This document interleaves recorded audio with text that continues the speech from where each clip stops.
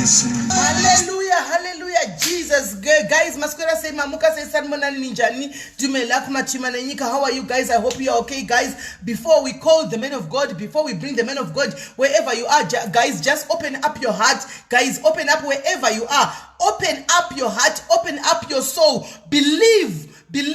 Just pray wherever you are, that the Spirit of the Lord, wherever, those who are going to call, that when you call, let the Holy Spirit, let the healing of the Lord, let whatever spirit that is going to hinder you from healing, be healed or something, to be squashed in the name of Jesus. Allow the Holy Spirit to touch you. Come here with faith. Pray wherever that you are, where you are, the time that you are going to pray, that the Holy Spirit may use the men of God to touch whatever area or wherever that the problem is, so that everything will be well today. I just want you to believe, guys. Mubva matenda muchiuya, and then pauri papo namata kuti Mwari vazarurire chimwe nechimwe chiri kukunetsa pachanamatwa na men of God. Let it be over, for it cannot be otherwise. Ngazvi zvangoperera ipapo, tingoti zvaperera ipapo, panzi pamuchinjikwa ndo pazvakaperera. Let's it be over pa cross. We are here on the cross, and tika tomboisa zvekutamba nemajokes paside tave panguva yekuti tinorumbidza naika. I know kuti munenge mune problems enyakasiyana siyana, guys. I know, I don't know them, handizivi, but I'm just trying kuti ndikupewo hope yekuti hakuna chisingaiti ukafamba nekutenda. Handitika chisingaitiki ndo pasina ukafamba nekutenda.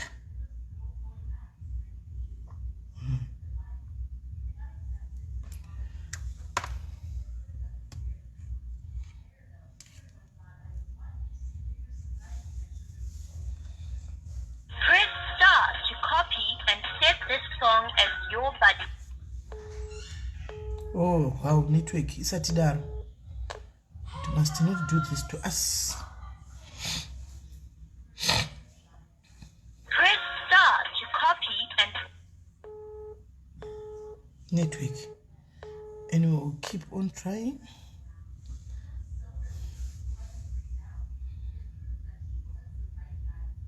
Press star to copy and save this song. Okay, let's try another number.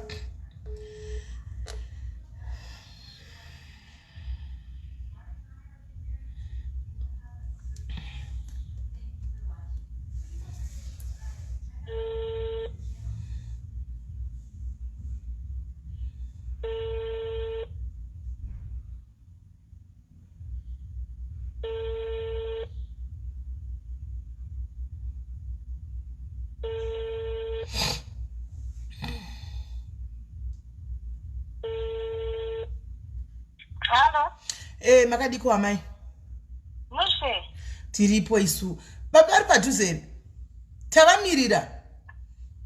Pamisa online.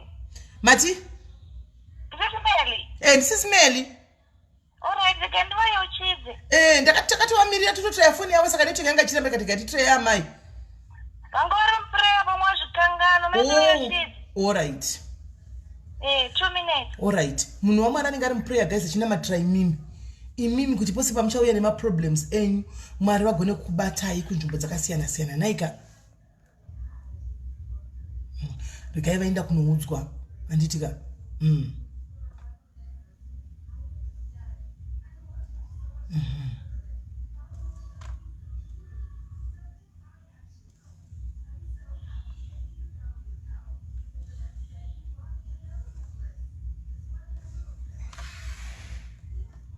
Yes, the very two Shumbaras, they're a young couple. They're very young. Kwaura zvinabasa kuti uri kupi, guys, America, Canada kupi kana kuti chii kana kuti kupi uri kwauri garai makamira ikoko nekutenda kwenyu. Anditi vanhu vanoti kuti barrier is not a distance, it's not andichi barrier is not a distance is not a barrier. Ameno somewhere ikoko ameno chirungu chacho kokoko handika garai nekutenda muri kwamuri koko zvinongoita tachai believe. Mozati chinhu chinoshanda nekubelieve nebelief faith. Chinhu chinoshanda nefaith. Kai vadedzwe hanzi vanga vatoningirira, vanga vatopinda muprayer kuti maybe vanga vakangama.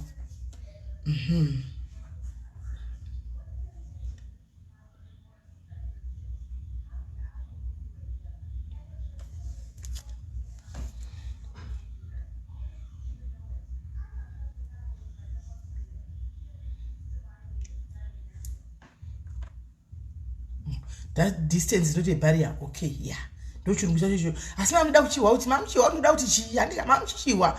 You would have to be, ma'am, she was. Let me write things. Right, Terry, first time. Karaori pap. Accept this song as your budget. Hello.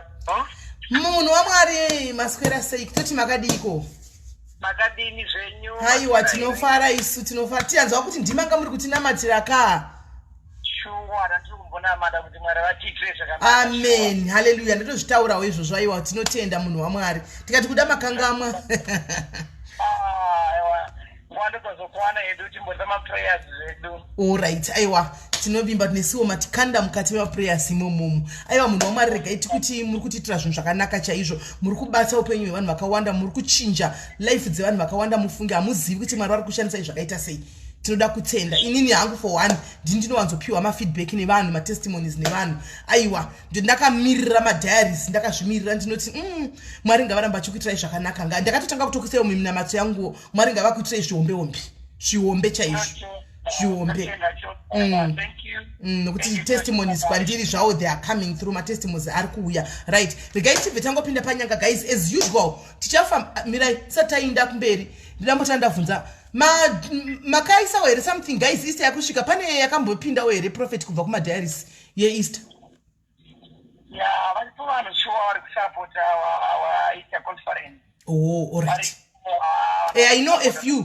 a few but shuviro yangu ndeyekuti munhu wese anenge ari apa guys chero 50 rand dzikainda dziri 10 kana kuti 20 kana kuti nemaondero atakaita papa patiri vanga ni 400 akaenda ari ma50 rand 400 guys imari yakutosvika Easter conference is around the corner guys or should we do it the project pano padiaries taura zvamunonzi ndataura naprophet otherwise ndogona ngo prophet ndekuchidzokera nyuma kwenyu munorara vanhu tozovaona kana vakuda kucontributawo in the house and now tipai prophet mari ndiri kuti ngatisapotei ministry weEaster conference yavari kuita vane conference machurches ese guys paEaster anoita misangano handiti so whether you want us to support by buying them zvavari kushota we can do it totumira zviri zvinhu izvozvo handiti whether you want to support him by giving them iri mari we can do that handitika we can do that handipini namba dzekufona ndichapina nhamba toda timbotanga tapedza ishi guys let's not be selfish kuti isusu ndisi tinomhanya kuna men of God toda kubatsirwa everyday vazhinji venyu vari kunamatirwa pano murudzwa matestimonies but in return for those testimonies what are you also doing handika kubasa raMwari handina kuti tengerai prophet drink ndiri kuti basa raMwari ngatisapotei ministry because paEaster kuchaenda vanhu vakawanda vachaenda kubatsirwa probably including your own relatives dzichange dziripo andimaona alright mukuti project pano alright no problem kana mati project pano then yakanaka okay alright kana muri kuti ngatichese diaries then bo hapana chakashata hapana chakaipa ndakunzwa ichichega ndichivhura maline right ndinyorewo number ndipine mu comment section ndinyorewo number ndipine mu comment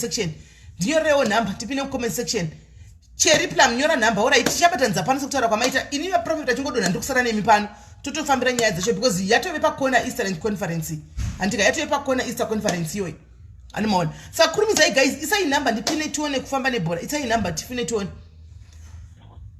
isai number tione kupina zveshuwa ini matestimony guys ndindomaudzwa haindoudzwa matestimonies ese kuseri people they come and tell me kuti asisimene chikasadai and saka it's only right to support basa ravo ravari kuita paEaster apa guys ndisirewo number yekufona apa yemakcalls ndisirewo number yekufona right thank you acho right number iyo right mukoma Timothy mune 2 weeks muchitadza kufona fona itinzwe mukoma Timothy mune 2 weeks muchitadza kufona musipo muchiti kwamuri uko hakuna magetsi saka nhasi takupa mukana kuti mutenge kufona I hope muripo ibvai mangochanga mubve mafona handitika guys munhu wese anenge achiuya ngatite kuti 2 minutes handi 2 minutes tikurumidze kurelease man of God ambonosorora ambowana nguva nemudzimai wake handiti right mukoma Timothy muripo here mukoma Timothy muripo here itai mufone chione mukoma Timothy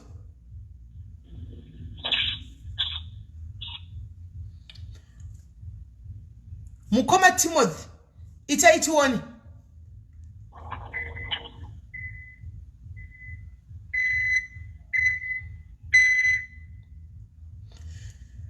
mukoma Timothy itai tione yes it's an SA number tinoenda nemazita guys, ende kana wapinda pano ibva wangotaura dambudziko rako rese, haikona kuzoti wapedza kunamata woti ndandasirira ndine rimwe futi dambudziko, chibva wangotaura kawanonamatirwe pamwe chete, andika pamwe chete, urege kunamata uchiti apa wazodai ingotaura problem, uchisvika problem yangu yakati nekati vokunamatira ka1 anditi taura zvese kamwe chete, hatisi kuda namba dzakwana, right? Mukoma Timothy vanenge vasati vauya vari kuzviziva. Mukoma Timothy knows about this, he knows, vanozviziva Mukoma Timothy. I spoke to him in the afternoon, vari kuzviziva. Ndataura nawo masikati Mukoma Timothy nhasi. Okay, here he is, I'm calling him now. Havasitombori online. Yakuringa. Okay.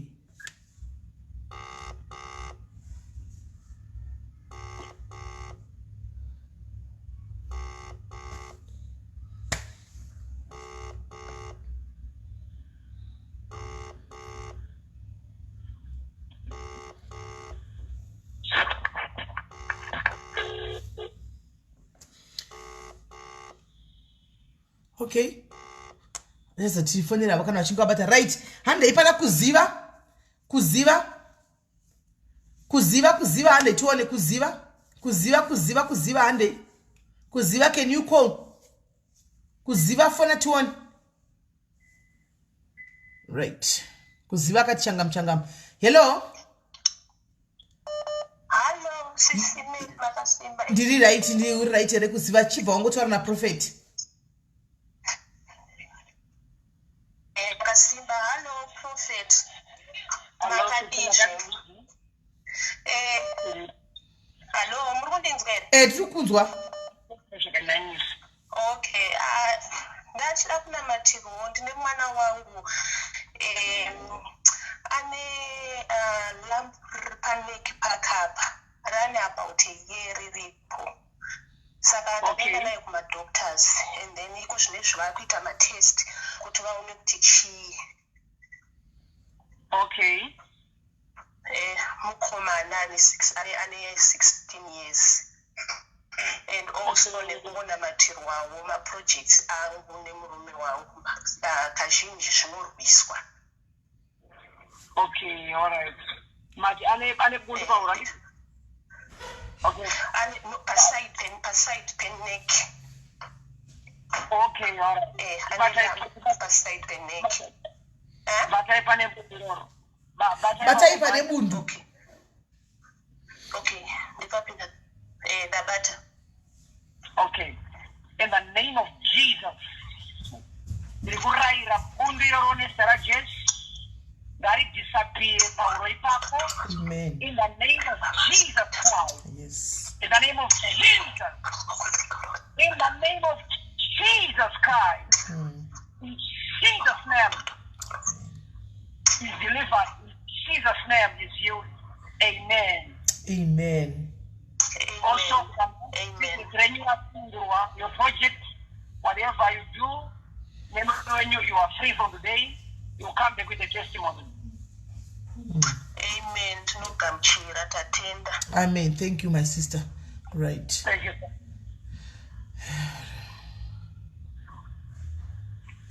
Hanzi namukoma Timothy vanyora message ndichakufonera in 7:30 nokuti news time right now kudavirwa mafoni mujere vakatorohwa nevamwe mujere umukana kadaira mafoni saka ndikaitimirira 7 vagozofona, right? Tariro debute.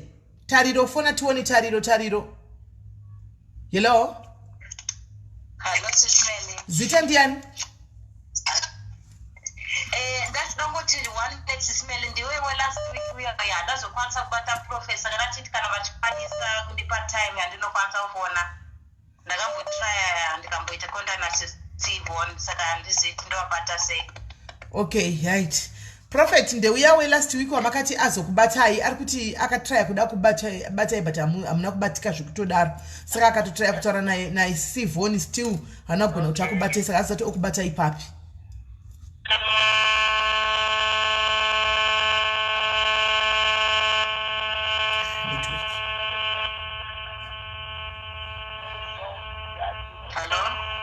Iri kuti anoisa tikunzwa.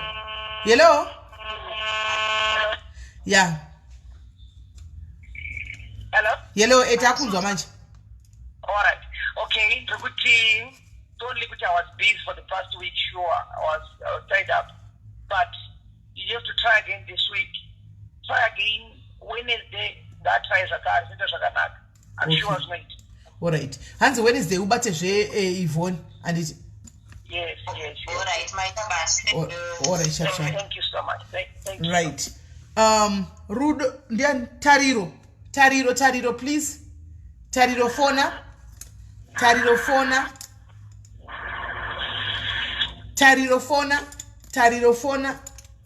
Tariro takamira Tariro kutufone. Tariro, please call in. Tariro, please call in. Tariro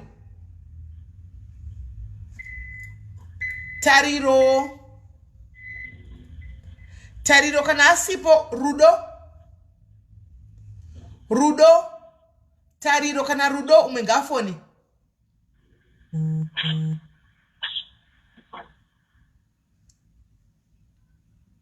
Tariro kana Rudo amai ava vanonzi prestige mugare vanyora kuti ndinokumbira kuna matigwa ndine dambudziko ndinoranishandiswa kuti wa mukadzi ndine makore 42 handinambobvira ndarorwa kana mwana handina ndinodawo kurorwa nditewo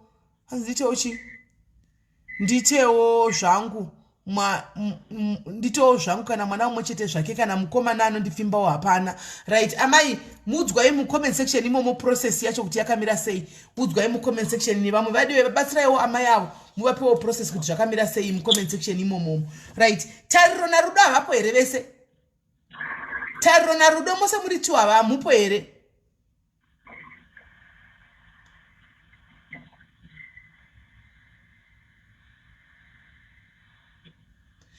Tariro na Rudo pane mumwe asipo here? Muripo here mese?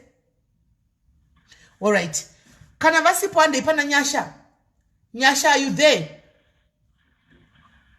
Nyasha, are you there? Nyasha, are you there? Name. Nyasha, are you there? Nyasha, are you there? Guys, airtime is unreturnable. No returns for airtime. Ukajambiwa nasine computer zvatovarana. Zvokuti waisa airtime ndotoishandisa. Mukuziva izvozvo. Nyasha, are you there? Right. Hello, caller. Hello, Jirudo, all right. Torana Prophet. Hello, Magadiza. Prophet ndine dambudziko rema spiritual husband. It's more than 25 years. Ndatambura ndafamba hakuna rubatsiro rwandiwana. Ndinorarwa kana wiki rese rinopera chaizvo chinorarwa usiku. Handina kana relationship inolasta. Ndandiri marriage yakanaka yazvasi. Ndikangobuda mumba kungobuda ndisina mbonedza nemurume nanhasi ndakangosvikarira. Okay, all right.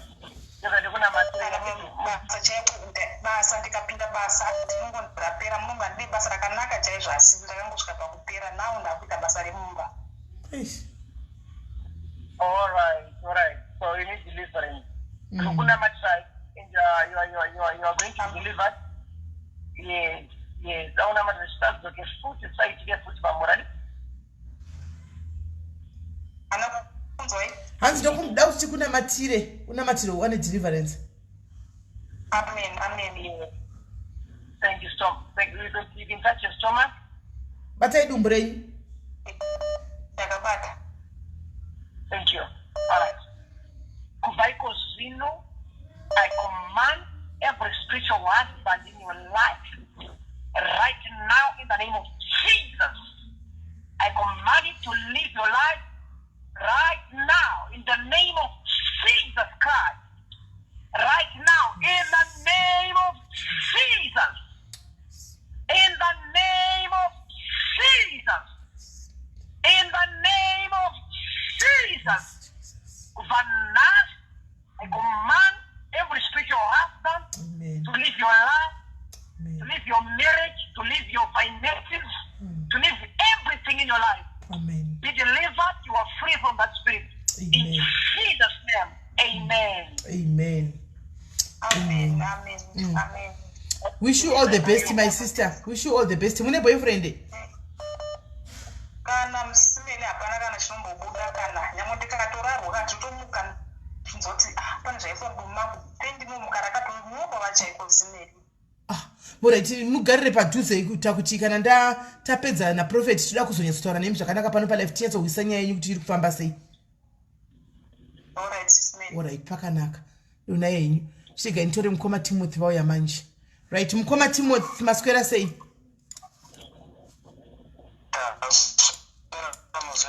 Taswera. Magama many 2 weeks musingabatiki, right? Taura ina prophet chiba imango taura na prophet. Okay, magadi prophet. Magadi mukoma. Tinosemba prophet, tinosemba man. Ine problem yandakaunza kupadariro prophet nchikumbitawo kuneme ningetekererwa. Ndirimukomana ari muchere saka ndakagwebewa. Ndakagwebewa ndobva ndanyora appeal yokuti ndidzokere kukoti. Ndobva vatidaidza tiri 2 mukesi. Ndobva vatidaidza tika-appeal I think 3 times.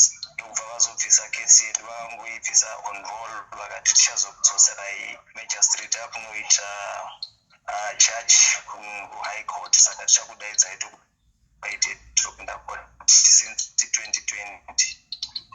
Since 2020 early 2020 muna March havana mbozotidaidza. I write a lot of letters ndichinyorera kukoti kwacho, they don't respond. Kana wakafona wakanzwa kuti ndini vanobva vangoti okay, call tomorrow, tiri busy. After that no respond. Saka zvakabva zvangomira. Ndichikumbirawo munamato kuti tikwanise kudaidzwa kudzokera kukoti tiapie kuda tingadzisirwa makore atakagwebewa.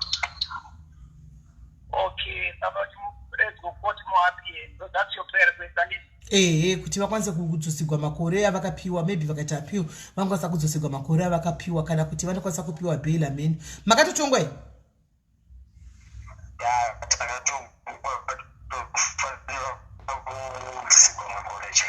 Wada kudzisirwa makore chete. Wogara makapiwa makani 25 15? No, 15 but if you need a 7 saka so far data half down. Wosaka muda kuti mukadedzwa maybe muzikwa masana negore mubva mabuda. Ndizosvukana vakangotibvisa takara 2 years yetrial yatakaita 3 years trial saka na vakatibvisawo mayears atakaita trial tinobuda. Alright. Okay. Alright. Okay. Let us pray. Mwari vazviratidza. Yes. Father, in the name of Jesus, Yes. let your hand shine upon this man. You know, declare, because we know in garages. May you see a miracle right now in the name of Jesus in your life. In Jesus' name, amen. Amen. So my word to you, Hallelujah. Amen. Kana mawana kubata kwa Mwari munazo tizivisawo tizive kuti Mwari vapindira anditi.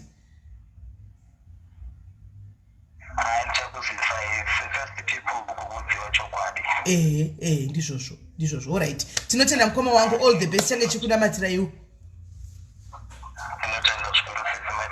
Alright, sharp. Right.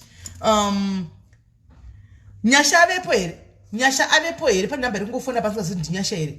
Nyasha avepo here. Nyasha, are you there? Right. Yellow.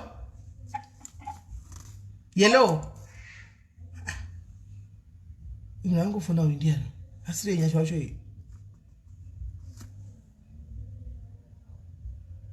Hello. Dianu. Rudo antu abva kutaura. Rudo asi ndiwawo tinokumbira kunamatirwa nyaya spiritual husband.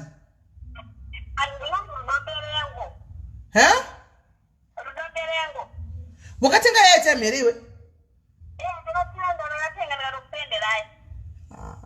Korudo uyabva apa ndeupi uyu ngokuti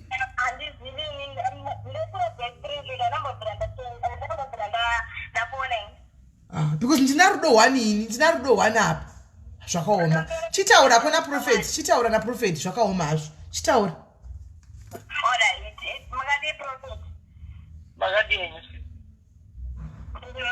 makadiwo inini ndine problem yekuti ndinoronda ndichirana nemunhu but pandinomuka ndinotomuka ndichitoita mamovements ekuratidza kuti ndicho kwandine ndakatovata nemunhu kana kutomuka ndine ndinotobva kurara nemunhu ndiumwe rudo uyo vane masame problems vose vana rudo vari 2 avo vose vari kuvata nevanhu usiku vakavata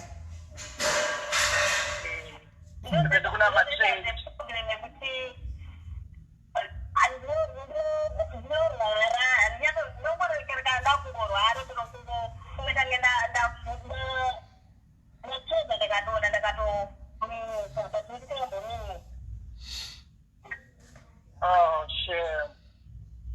Yeah, it's a spiritual husband, my sister. God will deliver you. And if yes, God will. All right. You take the good number 3. All right. Okay, but now, Mr. Rajis, that spiritual husband in your life, that spiritual husband in your life. But now I command that spiritual husband to live your life from this hour, this minute. Zikwambo zese zikumusha kwenyu, tinozvirayira nezita raJesu zikuregedzeiza chose. In Jesus' mighty name. Amen. In the name of Jesus Christ. Amen. You are free. Amen. You come back with a testimony. God bless you. Thank you so much. God bless you. Thank you very much, my sister. Bless you. Nay prophet, spiritual husband chi zvofamba sei? Inobvepi? Inotumigwa ine vanhu zvinofamba sei? Okay, kazhinji fa spiritual husband zvinoreva zvikwambo chaizvo. Zvambo munhu anokwanisa kunganga aendawo kunganga. Then munhu aenda kunganga obva ati ndichakupai mukadzi. Saka munhu anokwanisa anobva atongopiwa kunganga yaya. Then nganga yakaita kushuya kumunhu yako yairi spiritual chaive iri physical. Yatova kuti spiritual husband. Kana kuti vamwe zvinge zvingori zvikwambo zvemumusha mavo zvakatorwa zvaziya. Saka mpataro yazvo futi inenge iri madzimai. Saka that's a spiritual husband or a spiritual wife. Yes. Saka zhinji kuna vamwe zvinozokonzeresa urwere hwakasiyana-siyana zvokuti vanongonotoshana zvinobva nekuti zvikonzeresa that spiritual husband iyoyo. Yes. Saka zvikwambo mweya yakasiyana-siyana. Then sometimes zvinogona kusava zvikwambo. Anokwanisa ngoma ma-spirits, ma-demons chaiwo. Then sometimes tongoti kumhuri kune munhu anobata-bata, anoroya, anenge achiita zvaanenge achiita. That person can send that spirit kuti iende inoaffecte munhu. The moment yainoenda kuopedze munhu, then inokufaita marriage yake kuti naye asagare mumba. So that is nekutomboti munhu akanga azova marriage, akaroorwa nemunhu, anogona kunge asikada kuti kuona murume wayo ari so harsh to that man. Asikada kuti kana kutombomuona zvachose why, but sometimes there is a need ari kuklema kuti I'm in your life. So who is this one? So zvino kana unomuona sei wachari kuklema kuti I am in your life, unozomuziva unozoona sei? Okay, but sometimes the spiritual husband inogona kuoneka nemaishe, ine zviratidzo zvinooneka kuti there is a spiritual husband iripo apo. Number 1, chekutanga, maybe munhu anokwanisa kuti she's married, then but in that marriage it's like they're always fighting with the men in that marriage. Zvinongoreva bedzi kuti munhu ane spiritual husband chero asina chaanoona kuhope dzake but ari kuona zvaanoona in marriage yake. But this spiritual husband inenge ida kuti inini ndini murume wake spiritually. So who is this man in this house? So he must leave my wife. So sometimes I want to go on with it up as this is a spiritual husband. So the point is sometimes the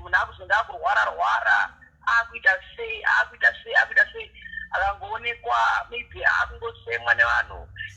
person for so many years not married, and I share that's a spiritual husband, a spiritual wife. Yo, thank you, men of God. Thank you very much. Thank you. Right. Nyasha wabepere. Nyasha, are you there? Nyasha wabepere. Nyasha wacho uyeni sede miyako. Nyasha, are you there? Aluwadi. Mkoma Aluwadi, please tinyare yo atina kudedza ipana pana ikatidi kublokai. Saka ngati ngonyara naye anditi apana mna kudedza ipana apa. Mauya mega nitsoka dzenyu mukati rembe mchiya pano. Saka ngati nyara nei. Hello? Hello, SIS MELLY makadini. Tipo makadini ndiani atora? Ndinonzi Victoria. Amuna kana pamakatombo panonzi Victoria pakanzi Victoria. Sorry, tikutaura vanhu vari pa queue. Okay. Guys, kana usina kuda mazita rako please don't call. Kana usina kudedzwa zita rako please don't call. Anditika, right. Sara uya anditika. Sara anakuya. Sara.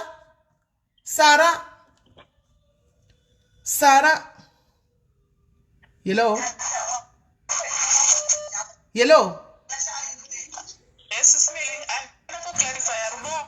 Kana kufona ndakakutumira airtime nemukuru ndichapurotedzera nyaya yangu yese kana mapedza program. Alright, no problem. Todarika sister tositaura after chirega titore vamwe vakatomirira pa queue. Kuitira nguva, alright. Plus remember to prophet vari pa direct call, havasi pa WhatsApp call. Hello? Okay. Sarah, okay. Hello? Dianu. Ndi Sarah. Saran. Sarah Longwe. Matenga ya time. Ndabvunza ndosanda mbombo ndadira nditi EM10 kana sales inoti ndatombu. Iwe right now Sarah ngatitaure chokwadi wanzwa nchiti Sarah ukamhanya kuuya handideni asina kubvunza kuti watenga airtime wangochetofamba na prophet ngatirege kudaro asikana unondibvunza ku WhatsApp handiti unondibvunza ku WhatsApp. Chekai WhatsApp kwenyu SIS MELLY muzvione. Chekai ku WhatsApp kwenyu. Alright, no problem. Cheka. Thank you. Zvakaoma hazvo. Right, Sarafona.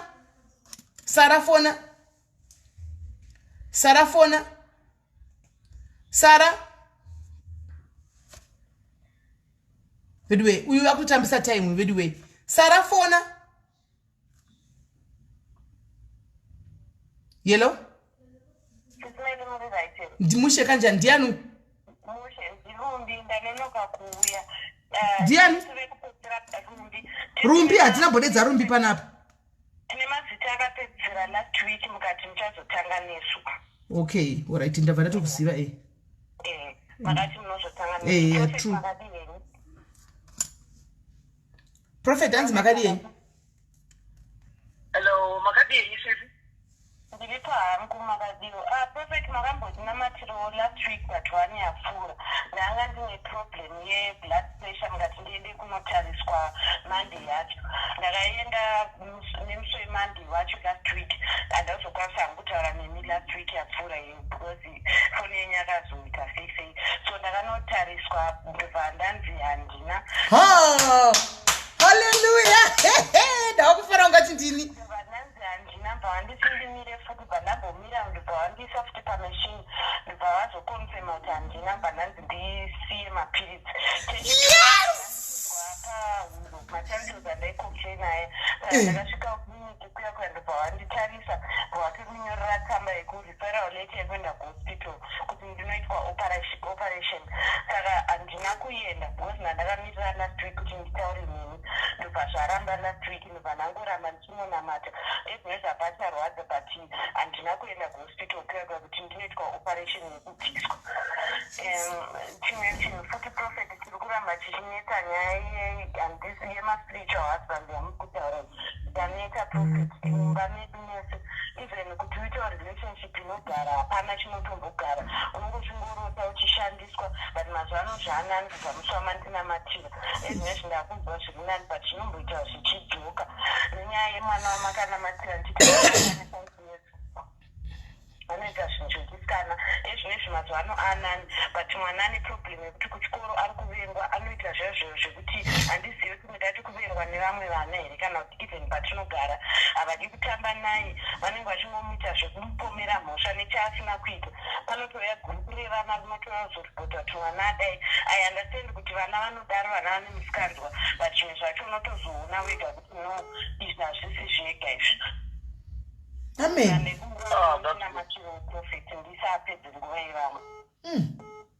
Thank you so much. All right, Matansels. Matansels. Inini nemwana tanyani taita problem yematansels. Zvekuti panakaenda kunotariswa. Okay. All right. But I shared the new pump and Matansels. Just that area. All right. Chibata mwana w'inzwakare. Chine nobody mwana in same place. All right. Azina Jehova kuvanasa msina matansi of the food za chose. Amen. And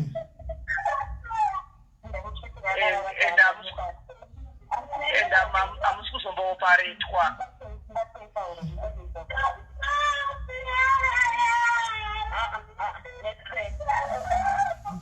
Okay, sorry. That's all right. All right. 6 years you mwana. Musiye mwana.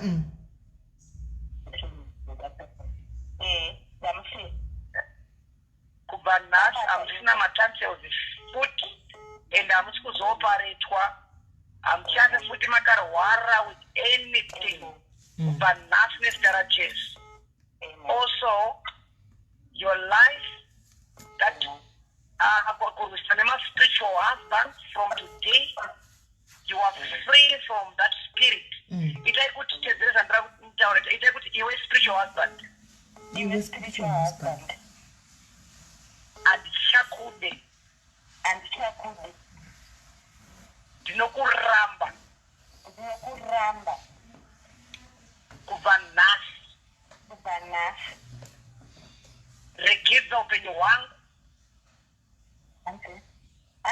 Regeza upenyu wangu. Then pachigumo chenyu chinopfeka ring your left hand, that finger. Chigumo cheringi. Second from the last. Itenge mune ring yamuri kubvisa. Itenge mune chamuri kubvisa ring mishenge muri kurasa kudai. Hanzi chai kuti muri kudzura ring muchirasa kudai. Muchitonge muri kudzura ring muchirasa kudai.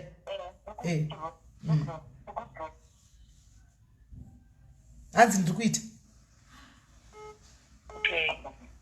From today, that spiritual husband shall never follow your life. You are free in the name of Jesus. Amen. Thank you, my sister. Go well. I'm so happy for you. I am so happy, my sister. My period is every day. Hey, my one. Thank you so much, Prophet. Thank you, SIS MELLY. All right, sharp. All right. Thank you. Right. Nyasha avepo ere? Nyasha avapo kana nyasha asipo? Sara aripo ere? Sara aripo ere? Nyasha Sara?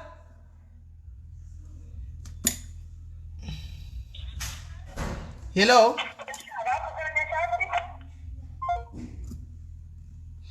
Right. Nyasha Sara?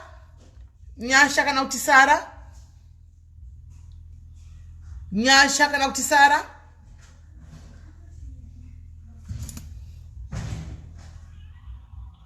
Hello? Tiripo pakati ndianu? Faith? Aiwa, nsandadedza Faith.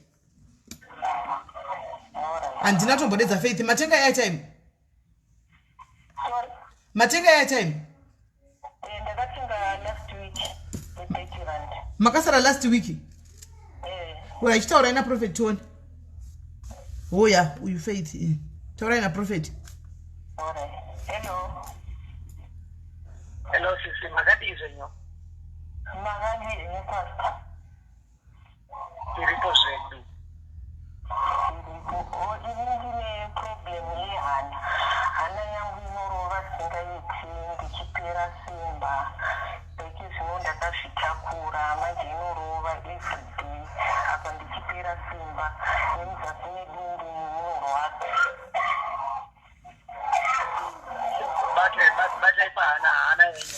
But I just did.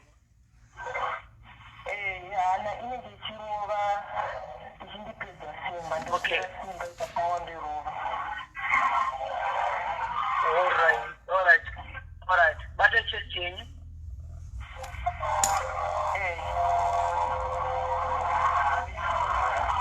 But now, Noraira, every spirit in your life, your blood pressure, I command it to be normal. Heart problem, Noraira as a choice. I command everything in your system to be normal. I command everything in your system to be normal. In the name of Jesus. Mm-hmm. In the name of Jesus.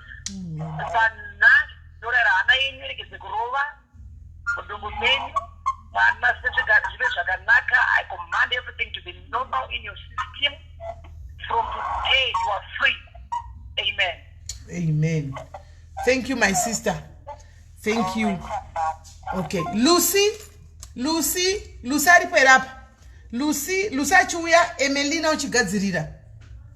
Lucy achiuya Emelina uchigadzirira. Lucy, are you there? Guys, kana usati wadedzwa star rako imbomira kufona. Kana usina kudedzwa star rako imbomira star dedzwa rifone first. Kana usina kudedzwa star rako imbomira star dedzwa rifone. Anditi Lucy uripo here?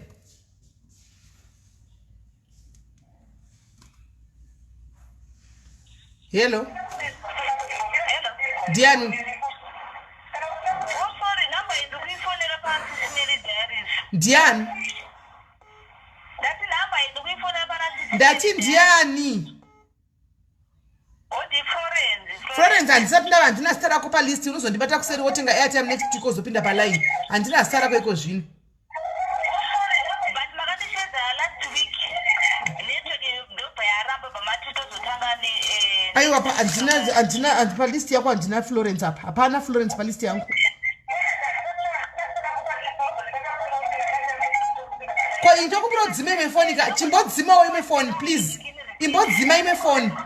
Chimbodzima uya wena phone 11. Dzima ime phone. Ndakamutendera receipt ndinaro SIS MELLY. Chitaura na prophet. Musauye ine phone 22 please. Uya ine phone 11. All right. Chitaura navo pedze tuone tipinze vamwe. Makadini prophet. Makadizwe ni mama. Makadini prophet. Tiripo makadioshe. Tiripo. Ini ndambudzwa rangu rakamira rakadai. Ini nikubvira ndichikura handina kana mwana. Izvezvi ndine 40 years. Problem yandinayo ndeyekuti ndinorota ndichingorarwa nemurume. Haya. Okay. Asi pana pandakana mwana muupenyu hwangu. Asi murume wacho naye. Murume wangu wekutanga akandisiya nenhau iyo but wandinayo ari right akane vana vake but ini ndindisina. Okay.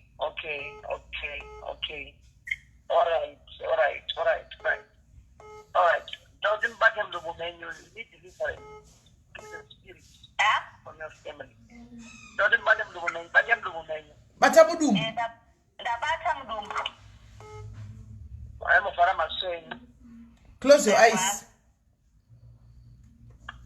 All right. You spiritual husband, I command you to live your life right now in the name of Jesus. Amen. In the name of Jesus Christ. Amen. I command you, spiritual husband, to live your life in the name of Jesus. Amen. Everything in your stomach, every spirit in your stomach, we are breaking that spirit in your stomach. Right now in the name of Jesus. Amen. Right now in the name of Jesus. Amen. You are delivered, you are free. You will come with a testimony, you shall have your child. Amen. Amen. Right. Thank you, sister. Thank you. Right. Varipo here Lucy kana kuti Emelina. Kana usina kuda guys mbomira kuuya kana usina kudedzwa. Hello. Diane? But asinda nchiti nchakudedza imastenya ari pana chinchakudedza ivedu ndatika nasina kudedzwa chimbomi chitaura prophet chipedzi chitaura kunawo hai zvakaoma.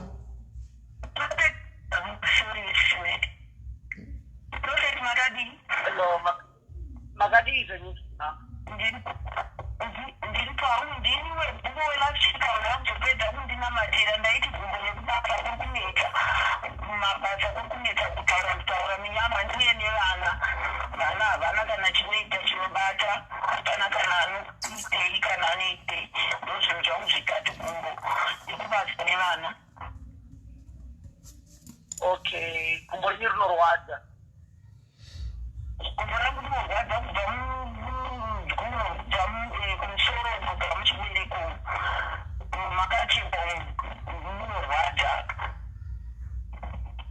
Okay, chibata kumbori ndikunamatire.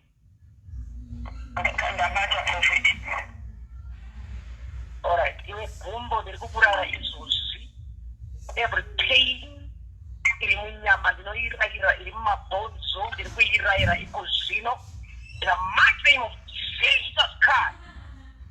In the mighty name of Jesus, I command every pain to stop right now.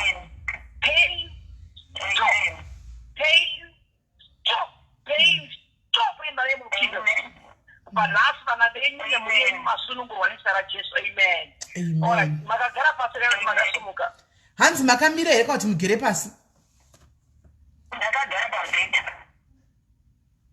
Ngati musumuke mutsike pasi nekubole.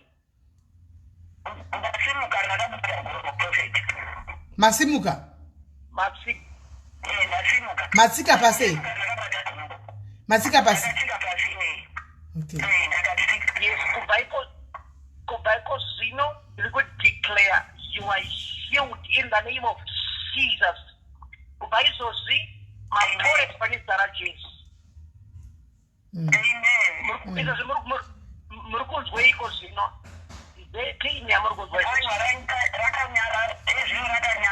Rinombomanya here gumbo renyu.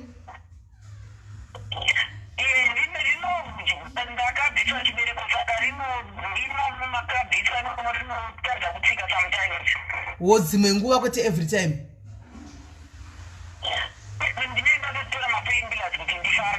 Kwezvo zvimbofamba famba eka muchidzoka muchifamba tipo timbowa kuti haufa.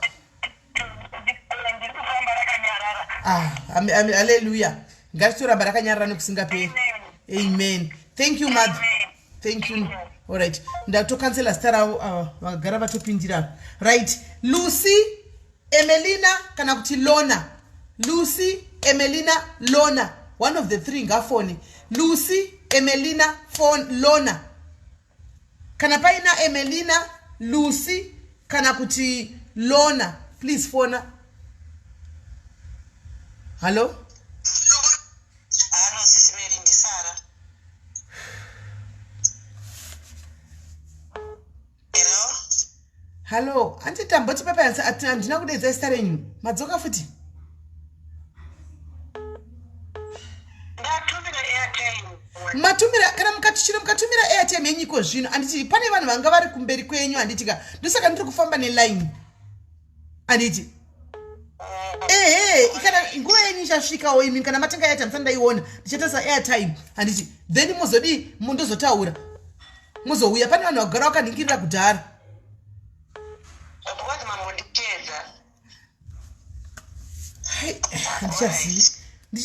Ndichakudedza zita renyu iri ndofunga mutori panhamba vadona vedwe imbomirai mutenge maningirira vedwe mafonegwa ende ningirikiri I think ndi Lucy kana uri kufona pafoni 054 namba yekufona yakapinwapo guys. Namba yekufona iri pinned up. Musafone pa namba yamunoisa ma airtime ndo pana profit ipapo. Fonai pa namba dzakapinwa apo. Namba dzakapinwa nezamunofona musafone pa namba yamunoisa airtime because ndipo pana profit ipapo. Saka ndikwanisi kudairai. Anti maona. Ngatinzwisanei. Lucy kana aripo Emelina Lona ndikubva kusara kuti musafone apa vari kufona apa andichazindodii handichazondodi musafone pana prophet please musafone panhamba yamunoisa airtime ndo ina prophet handiti musafone nhamba yekufona yakapinwa apa hei yakudza mwana kupedzisira chokwadi kola hello ndiani ndiani wati ndiwani Emelina waraita bedwe avari kufona ndichaziviwe ini hai taura na prophet Lona uri kufona the wrong number Lona hold on caller uri kufona the wrong number the number you are calling ndo number ina prophet iwe unofana kufona pa number iri pinned pane number yakapinwa up ndo number yaunofona iri pinned iyo Lona haufone pa phone ina prophet phone yauri kufona iyoyo ndo pakagara prophet ipapo pavari kutaura nemivari iwewe unofona to on the other number iyo yakapinwa pazasi apo icho ndo yaunofona right iwe Emelina taura prophet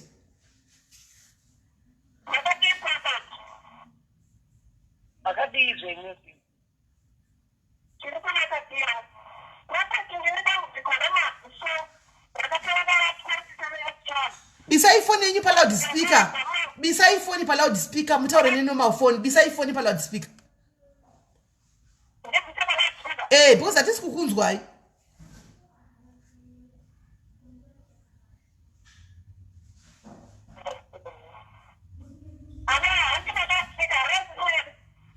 chitaurai handizikana vakasvindotaurai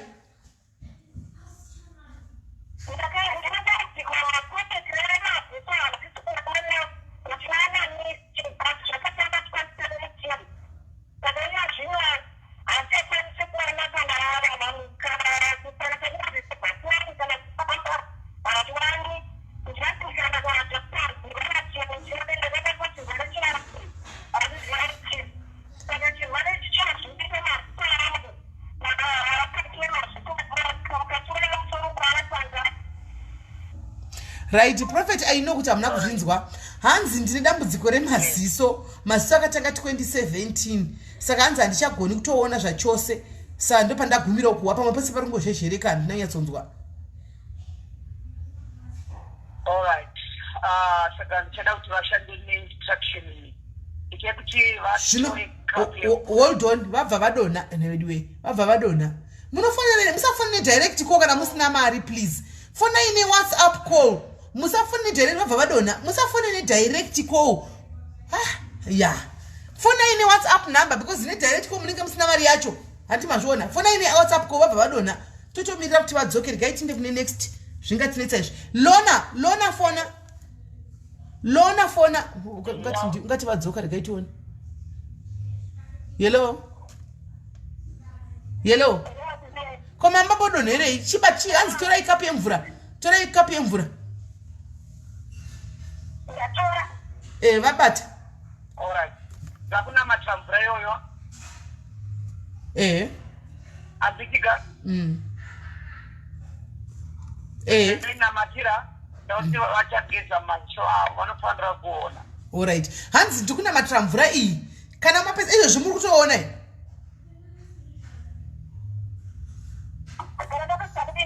muri kuona here izvozvi alright hanzi mvura iyoyo ichanamatirwa kana mapedza kunamata mvura iyoyo mobva mageza nayo maziso enyu handiti then mapedza kugeza maziso enyu munofanirwa kuona tisanda kubvunza muri kuona here toda kuti kana mapedza kugeza mutipe feedback right chibatai mvura yenyu inamatirwa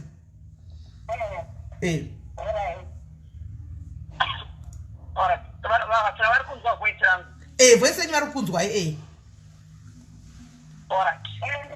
ndikunamatira mvura ndikunamatira mvura iyoyo yamakabata nezita rajesu inodeclare iko zvino simba redenga mairi riri kudeclare kuti iregeze kuva ordinary kubva iko zvino simba redenga ngarive mairi in Jesus name. Amen. Gezai maziso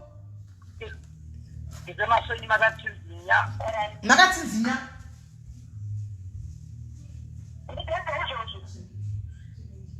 izvozvi so hello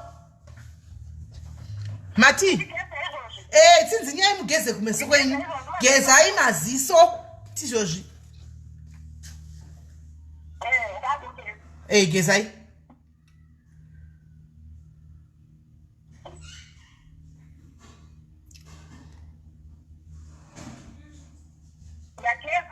shunurai tione. All right. So,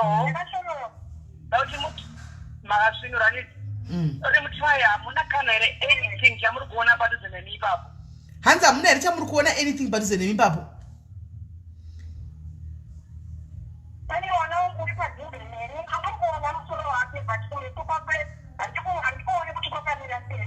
Okay, hanzi ndiri kuona musoro chete asi kumesa handisori kwakamira sei. Hanzi gezai zvakare nemvura yoke chitu. All right.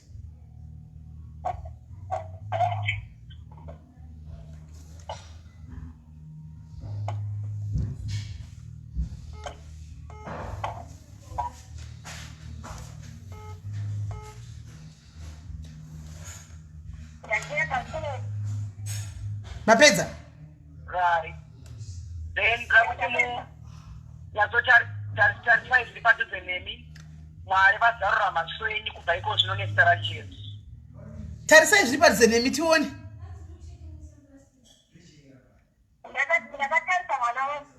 Mamuona? Makumuona cheko?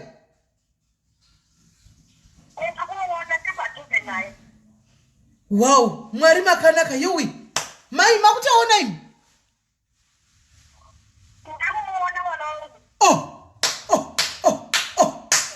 Good way, say my love, number legs, video mai vakuona. He say my love, number legs, imi mai imi mukuona imi. Bata imi no yake. Bata imi no yake.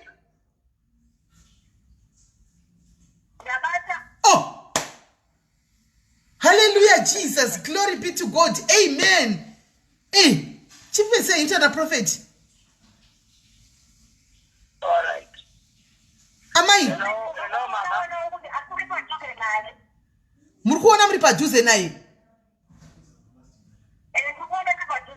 Zvaimboitika here kuti maiona kana muri padhuze naye?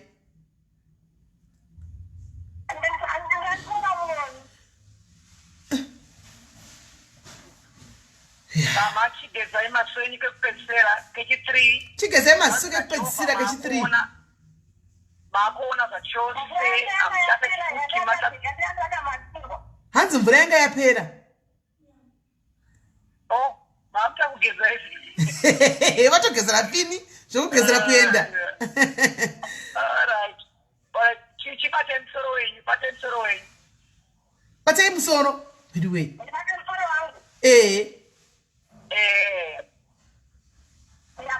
Kuvanas urevhasi vunye maso enyu kuvanas zvazi najehovha kuvanas. Amen. Maso enyu ava kuona clear, ava kuona zvese magona kuita zvamangamusingakwanisi. Amen. Kuvanas, there's no problem in your life again. You are free. You can start to do zvese zvamangamusingakwanisi kuita. Now you can do it. Jesus Christ has delivered you, has healed you. Amen. You are delivered. Amen. Amen. Shunurai amai. Amen. Chimbotenderai kamuchiona muchifambawo musingagumi zvinhu mutiwe.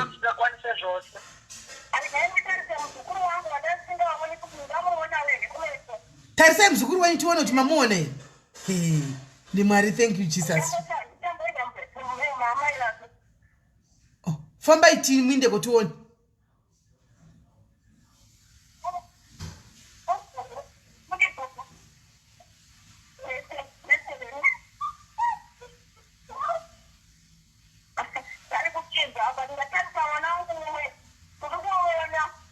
Muzukuru watiza.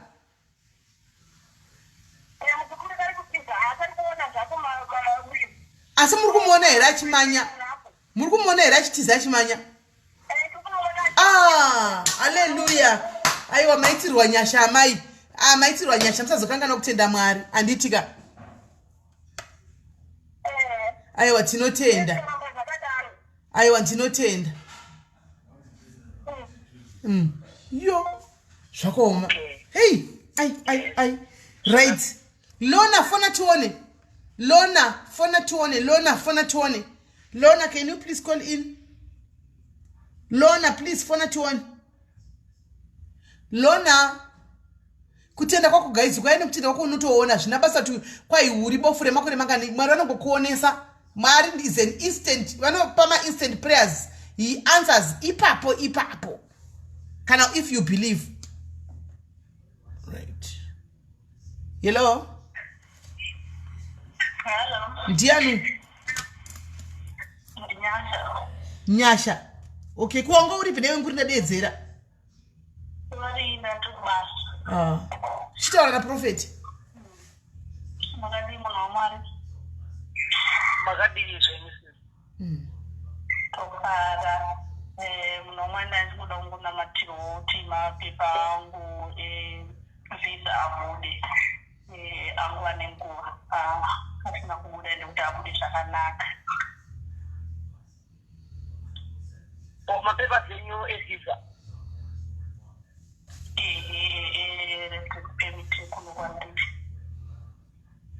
Thank you. All right. Okay. But you are going to get a testimony from email thinking video already. Saka kuti vakuendela kesi yangu saka kuona kuti zvingobudawo zvakanaka. Yes, you are going to get a testimony. Everything is going to come on your positive side. The news is good, and just be ready to testify. Very soon you'll come with a testimony.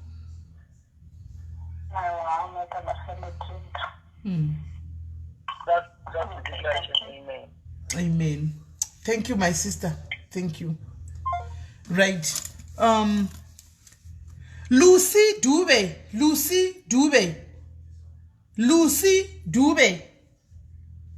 Nalona. Lucy Nalona.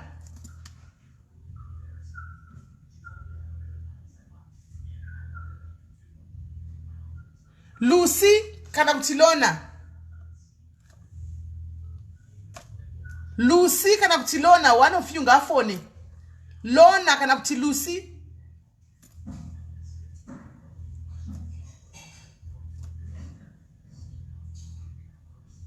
Lona kana kuti Lucy. Yarafona ndiani.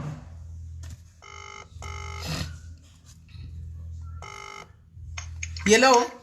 Dianu. Joy FC. Joy apana chitara Joy. Apana apato rina Joy. Mambo tenga yate.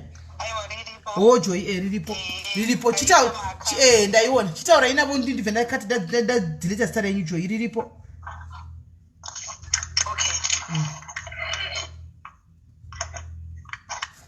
Chidilete chitaura ina prophet. Makadi prophet. Makadi is a newspaper. Ndine dambudziko pakudhiraivha ndiri kuita mapanic attacks panokevha motikari ndichiita kunge yakudonha kana kuti ndikaona painenge ichidzika toti pane kahero ndinotoona kunge motikari yacho yakutodonha head on uye kuti handigoni ndinoona kunge ndiri kudhiraivha mumvura panopenya tarazve ndoita kunge ndiri kudhiraivha mumvura ndotadza kudhiraivha. Like there is a problem in your head. Alright, funny problem irimusoro menyu, and this problem eda kuna matirwa. So you know so Africa and other things. But there's a problem. It needs zungu sharamadonzwa. What you need to be delivered. Yes, not whatever could deliver from that spirit. Saka shuga makabatwa zvarini. Mazapera, I think in February, pandikanzi shuga yako haina kuita mushe neBP iri kukwira asi handisandapa pamapirizi. Ndakunamatsai pandiri kunamatsai ndoti muende muchipatara musi weMonday. You shall see ichange yava normal. Yehoi. Yes. Mm. Yes, ngeva noma. All right. Zvikunamatira musoro wenyu kubva nhasi. Zungurisera munonzwa musoro wenyu wese unorwadza. Zvamunonzwa zvese neshuga iri mamuriga iri normal kubva nhasi nezita raJesu. You are free in Jesus' name. Amen. Amen. Amen. Thank you so much. Munoreva kuti mapanic attacks atopera pakudriver. Atopera. Ntipe mangwana mona. Amen. Thank you, Prophet. All right. Thank you. All Thank right. you. Thank Thanks, you. Sis Thank you Mary. so All much. right, bye. Right.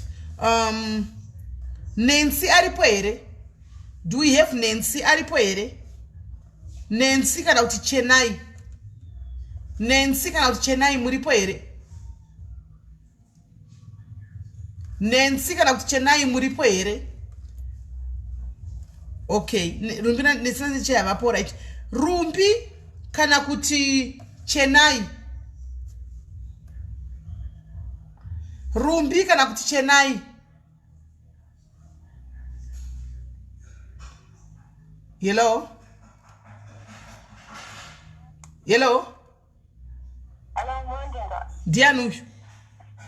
Lona. Okay, yes. Anatransfer na Madi Prophet.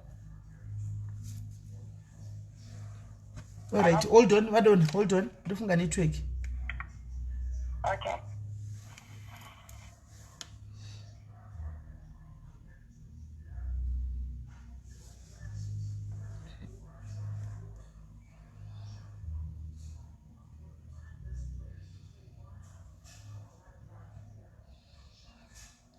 The number you have dialed is not available at the moment. Network, I think. Tombotomera bijana. Okay. And then I'm not gonna order muto boa, guys. Order chaya apatorina. Order chaya apatorina.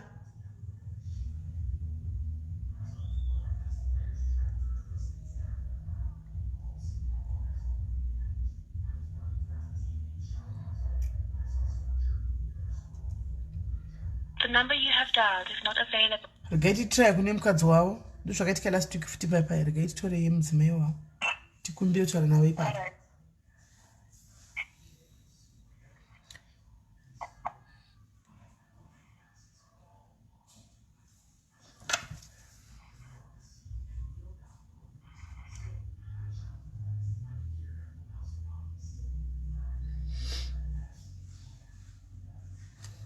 The number you have dialed is not I think in available network at the because moment. name dzimai wavo toda. In network, I think. All right.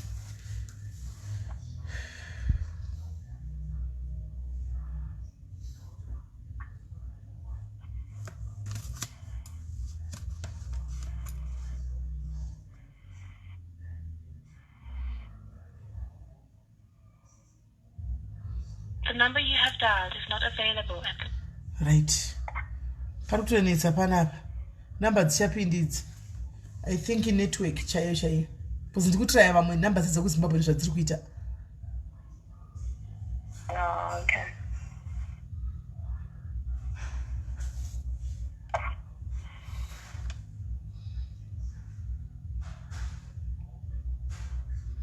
The number you have dialed is not available at the moment. Right. Right, my sister, sorry. Ndingatokupedzera airtime, I can see kuti kufona direct. Watitati ndiani olona. Itombodona. Kapa inongopinda ndobva ndakuti ufona. Itombodona. Ngatoperwa na airtime chitrai kwafonera Itombodona. All right, that's it. Ora sharp. Thank you. Okay. We'll try.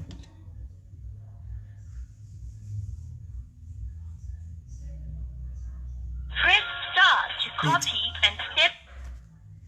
Hello. Network ya yanga yaduna. Light. Lona dzoka. Network. Lona. Yes, Lona please. Nongura pamphone ngeri network. Ndazviona kuti network. Ndotozviona kuti network needs. Right. Lona phone to Lona, can you please call back again? Lona, please call her back again. Ndikuda Lona, guys. Amevesa imbomirai. Lona ndiyo andrikuda. Lona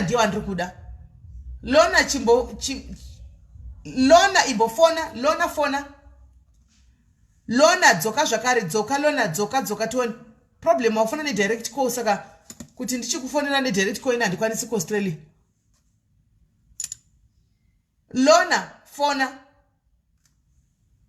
Is it not this one? Let me try this one.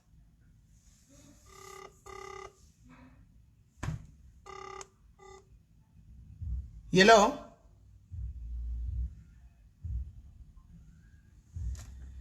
Lona phone?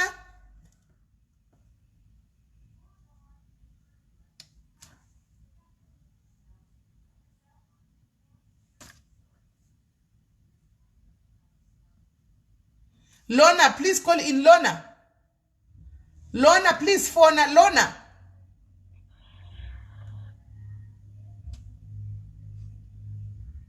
Lona, please phone up. Not to comment up phone. Try phone. I know that you zikusangana mama calls phone. Don't drop mama calls kuti opinde. I'm dropping mama calls kuti upinde.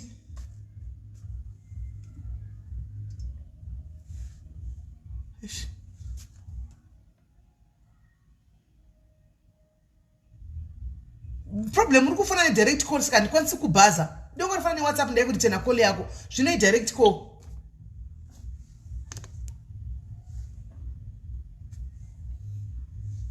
Vede vanhu vari kufona sari zamazita ndiri kutokudropai. Musafoni ndimi kudisturba foni yemwana ikupinda. Musafoni musina kudedzwa mazita.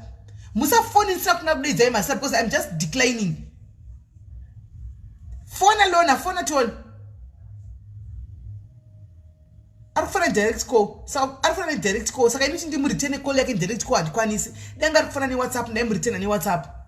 Zvino arifana ni direct call ku Australia. Lona, you are calling with a direct call. Try phone any WhatsApp number. Try phone any WhatsApp tone. Phone any WhatsApp ndiko kukana ikaramba ndenda ona ndoku return call yako ndenda ona number.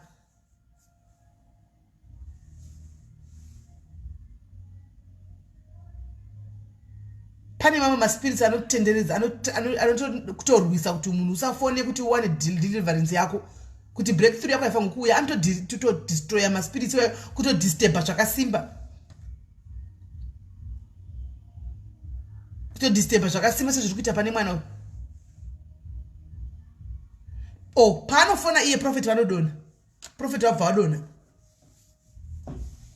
Panofona iye prophet anobva wadona.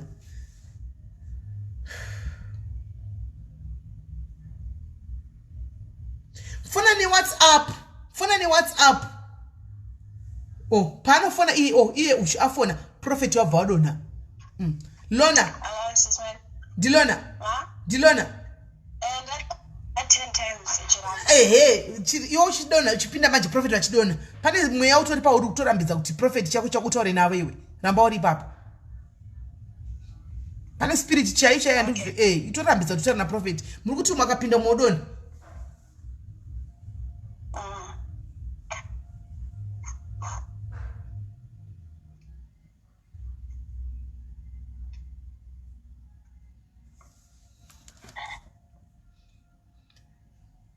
The number you have dialed is not available. Ramba utoripoti kusvika vadzoka nokuti ukangodonha mufava muchitosangani. Pane tonne mweya utoramba kuti utaure navo. Ndatozviona izvozvo. Natota 21 times chifone chiramba. Alright, ndamba utoripe baba. Press star to copy and step. Finally. Yellow, auya. Taura na prophet Lona. Amamadi prophet. Makalizwe ndosizi. Ivoyedu. Saka ndinonzi kukura kwangu gogo wangu vaibata and as a result things have been a challenge for me growing up. But acheka muna February.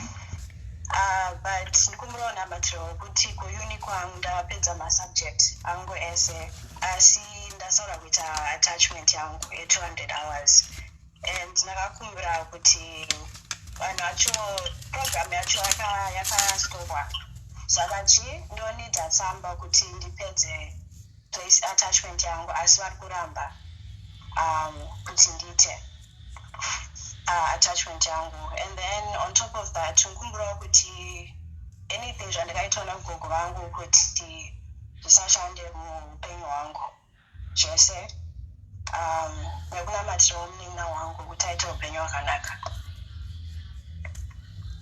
Thank you. Okay, let me pray for you. All right.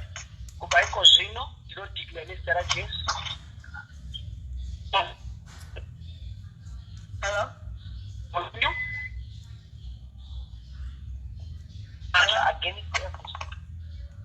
Hello. Iwo vari kunamata prophet, vari kunamata iwo tsinzina una tsinzina. All right. All right. Every spirit against your life, every spirit against your family, I pray for a deliverance in your life. But must be delivered from every spirit in the name of Jesus Christ. In Jesus' name we say amen. Amen. You are free. You are free. And John, also, what about in your life? Yes. My tabasa prophet as well. Nashotangotaura kuti I think 2 weeks ago sekuru vangu vakauya kuchurch kwenyu vakabva kugweru. Makavati vakumirire kuti vazodzoka asi vari kutadza kuona if it's possible kuti vakucontacte.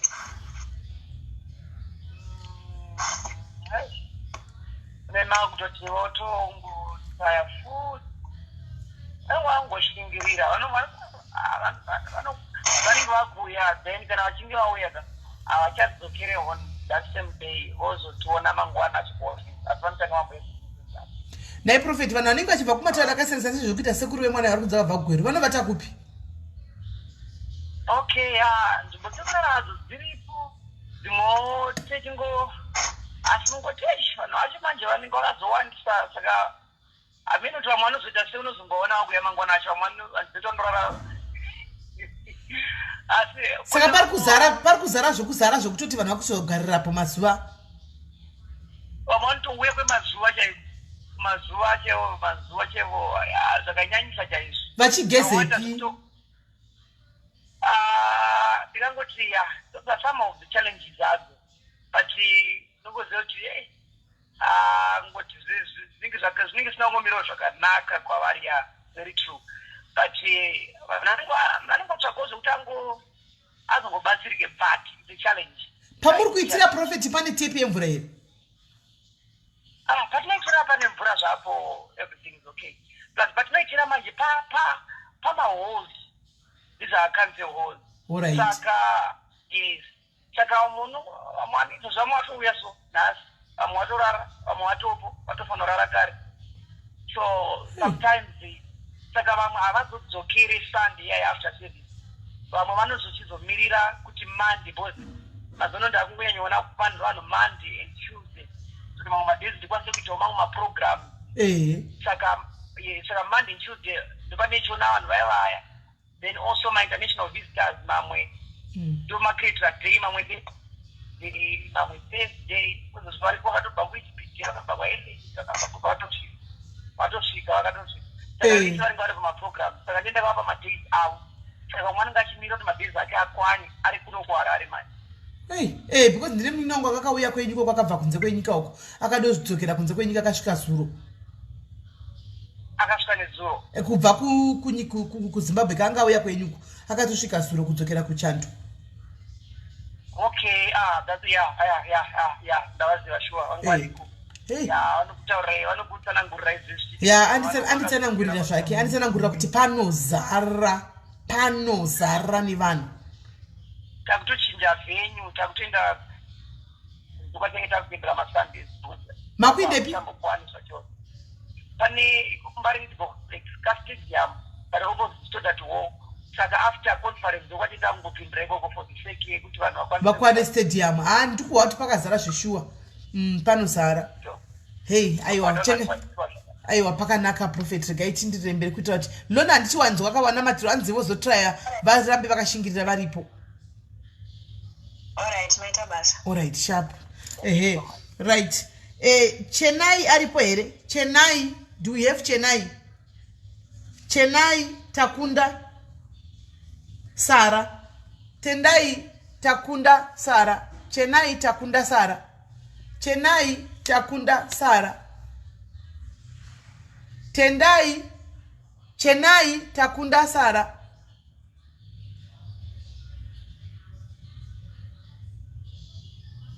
Chennai, takunda Sara. Hello? Hello, SIS MELLY. Yes, Dianu. Chennai. All right. All right. Taura prophet. All right. Magadi prophet. Magadi is a new man. Triple Magadio. A prophet in the name of Gorima fibroids. Dakuna matro, now Wima fibroids. The Buddha pain when they get no shanda, Savannah, Rubatsika. And even now, they don't know for funding after the much spiritual husband was good in the last while. 2002 up to now, I also quite some of them. All right, but I'm going to menu with your yes, all the sites, but I'm not happening. But I'm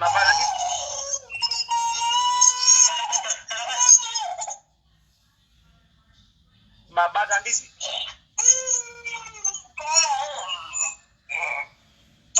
Hello. Yes. Danny. Thank you so much. All right. All right. Because in every spirit right now, I command every spirit to leave you. Right now, every spirit, like a part of my fibroids, like I some fibroids in your stomach. In the name of Jesus, be delivered from every false spiritual husband. All the attacks, you are free from them. In Jesus' name, you come back with a testimony. Amen. Amen. Thank you. Amen. Amen. Thank you, my sister. Go well, Chennai. Sure. Right. Takunda. Oh, kwandati wasa phone do kwanda kufone go. Takunda Sarah Jennifer. Takunda Sarah Jennifer. Sisi mela nti treo plan ndo kuitrende kuti create a group in South Africa. Inika ndapina group renyu guys apana mafani. Kana tikati mari munhu wese mari kuti vauye. Nekuti amunga anditi zvokutambiswa bhora risina mweya. Kana mati moda kueseka kana create a group mozondipinza mawanda kuti tungotsvara mafees zvotangira ipapo. Topedzera ipapo. Hello, caller. Hello. Dutarana nap. Takunda Mount. Right, takunda taurana prophet. Makadi you prophet. Magadi is a new. Tiripo ndine nyaya yangu nehanda dzangu takashayikirwa nevabereki tichiri vana vadiki saka zviri kuitika ndezvekuti zvapana zvatinoita zvinobatika muupenyu. Hanzvadzi dzangu mumwe anorwara anoita marambadoro anotoita kunge munhu anotopenga chaizvo akangobata mari kana kuenda kubasa. Mumwe wacho anoita upenyu hweurombe chaiwo. Saka tatikumbira kunamatirwa nekubatsirwa nekuti hapana chatiri kuita muupenyu chinofamba. Zvimwe zvatiro pamwe zvosangana nekushayika kwakatsika vabereki kuti vakapfudzana pachavo. Saka zviri kutinetsa mukati meupenyu. Kushaya mubereko, kuvesa hanzvadzi dzangu hapana nemwana. Inini wacho zvinenge zvichingonetsawo mari hadzibatane zvina zvifambe. Like the family, not succeed. Mazazo ni ziri kupi, ziri kuno ku Zimbabwe ile manje. Mbiri dziri ku Zimbabwe mwari ku Australia.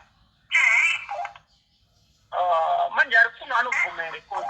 Advantage kana mutombo rine hama inenge kuno ku Zimbabwe. Vakambotry kuuya kwa Mysore. Zvakuti vakasvika pakazara vakaregedza kupinda nechaifana kudzokera kubasa. No, I'm just done for call. All right. But they zvagonika kazhinji munhu akatidzokeya munhu afana kuzongoya one time. Afana kuzoya kana 2 times or 3 times munhu asati kubate atobatsirika chete. So ndandifunga kuti dai vaimbokwanisa ka vaimbouya zvaka. Vanokwanisa kuti chakwanisa kuvatsviridzira kuti vauye. Then ndoda kuti murambe muchizofona ipapa muchizokomunikana navazouya munondiudza next week kuti vakazouya here tikazoonana navo here. But kana vachinge vauya musi weSunday handitika mauya musesunday church pane time yekuti vanhu vanoona masecretaries vopiwa madays nemasecretaries vanogona kupiwa Tuesday or Monday obva vazoya kuoffice kana vachinge vaya kuoffice totaura navo maringini nawo emufamily menyu because ini family yenyu inopisa tsitsi ende zviri family yenyu kana mukanzi hamuna kubatsirika that is the family inozongopera vanhu apa magara muri vashoma zvakare. I'm not seeing more than 4 3 I don't know muri 4 yes so I'm seeing that family muri vashoma and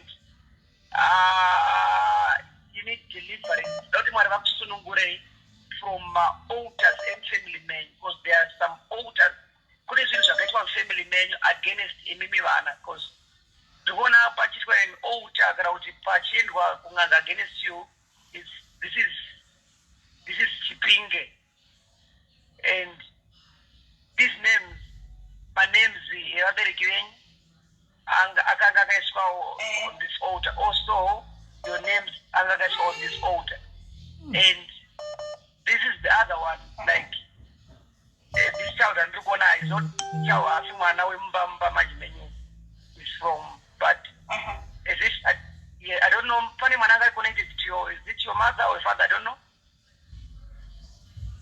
yes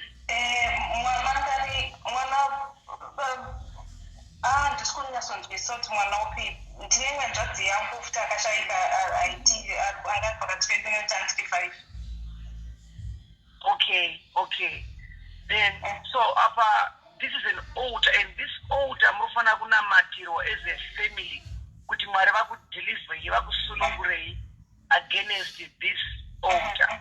This is a mazita akaya mazita enyese pakaitwa makafanani sometimes bigger so tandi kunzura tsindi chekuti muona kuti mufamily menyu mutori vana vane potential but muona kuti munenge muchingovhiringidzwa muchingotenderedzwa panzvimbo diki diki and especially you munenge mune stress yakanyanyisa concerning your family asi mune potential iri mamuri mune potential yekuti munokwanisa kutova vanhu vanokwanisa kusimudzwa namwari but family menyu makazarurirwa mhepo dzakazarurirwa but mwari anokwanisa kukubatsirai.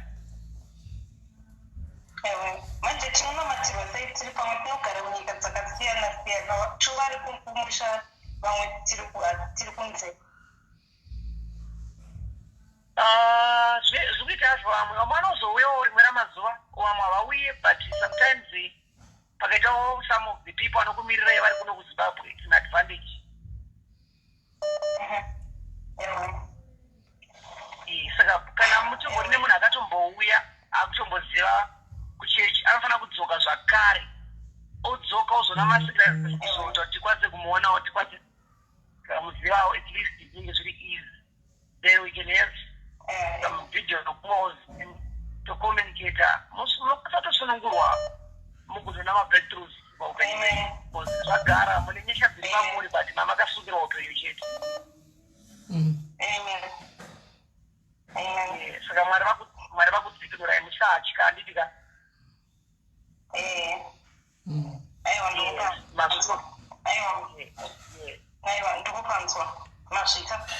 All right, Tiwani, thank you very much.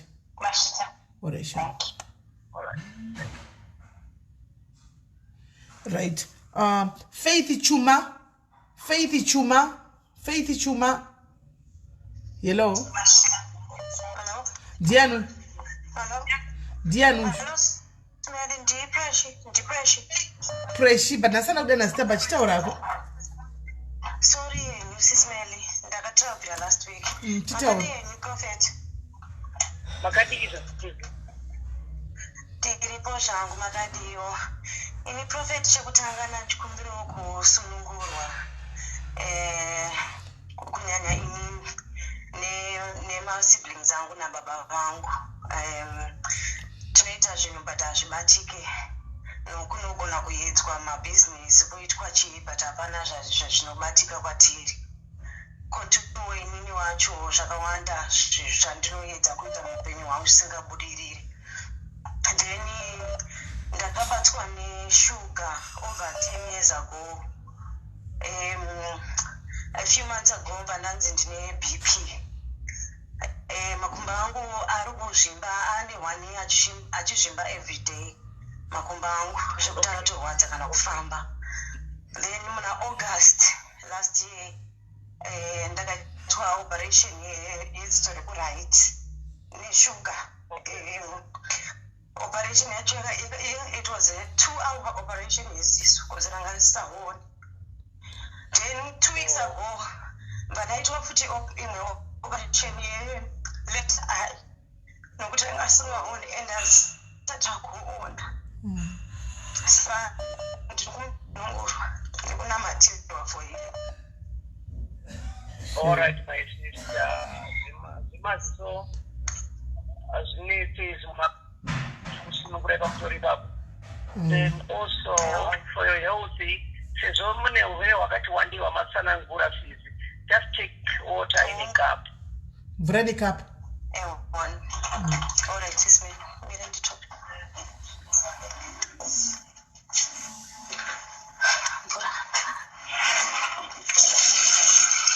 Sorry, ndikutora mvura.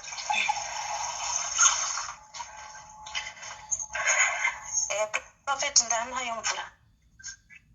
Yeah, it's only good also. It was zvakazongoitika, but maisofanira kuti operation, but it's only good izvi zvakangoitika, saka we can't say, we can just say it was Mwari akangodaro, akangotungamira kuti zvidaro. What we praise God for is that you are still alive and you are okay. Though pane machallenges amuri kufesa enyu. Padunamatira mvura imwe muchanga munogeza maso enyu, then clearness shall be in your eyes. And everything, clearness in your eyes, and you're healthy. After 2 weeks, you go for a test. You will be tested. You shall be shocked. You'll be shocked. What I'm seeing, everything will be normal. Amen. Everything will be normal. Amen. Yes, everything will be normal. All right, Father, in the name of Jesus, I pray for this water. Fire in this water right now. I speak deliverance. I speak healing in the name of Jesus Christ. Kuba nasi iwe mvura chegedza kuba ordinary. Kuba izozvi inoisa simba redenga mauri in Jesus' name. Amen. Amen. Amen. You know, pandiri kunamatira mamava. It's like I saw someone, and this person is not part of Sakepa call, but she was just holding a cup as I was praying for this lady because she has got the same problem. Right. And Pa comment section abanzi as I was praying pana somebody akabata cup yemvura anga chinamatira cup. I don't know kuti uripo here in comment section who can confirm that. And the same problem near pressure. Yes, sugar, and diabetic. Hans, you are diabetic. Yes, so parikuma sawa mvura, I want that person to drink also. Hans, yes, it is me. Okay. Hans, parikuma mvura ava, I want you to drink that water as well. Maita mutenda chibva wano mvura iyoyo ipapo. Yes. Then sisari pa call, iko zino, you are healed in the name of Jesus. There is no sugar in you. Amen. Right now, even your eyes are healed in the name of Jesus. Amen. Anitika. Hello? Hello? I think I'll manifest. Okay. All right. You spirit, I command you to leave here right now.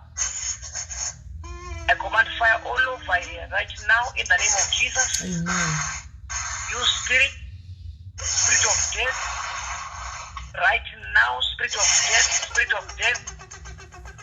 Iwe mweya werufu, irikuisa moto iko zvino, iwe mweya werufu pauri izozvi, inoisa moto zvino, inoisa moto iko zvino, iwe mweya werufu, right now.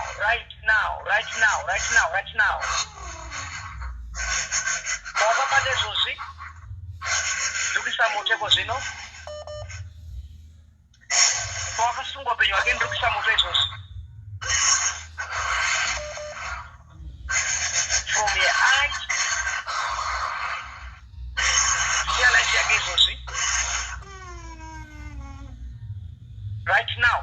life.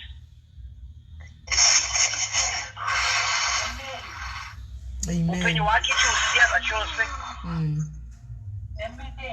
Pawakabata izvozvi chiregedza zvachose. Ndiri kudeclare pamwe wakasunga upenyu wake.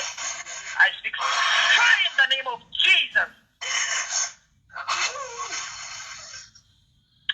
I speak fire in the name of Jesus.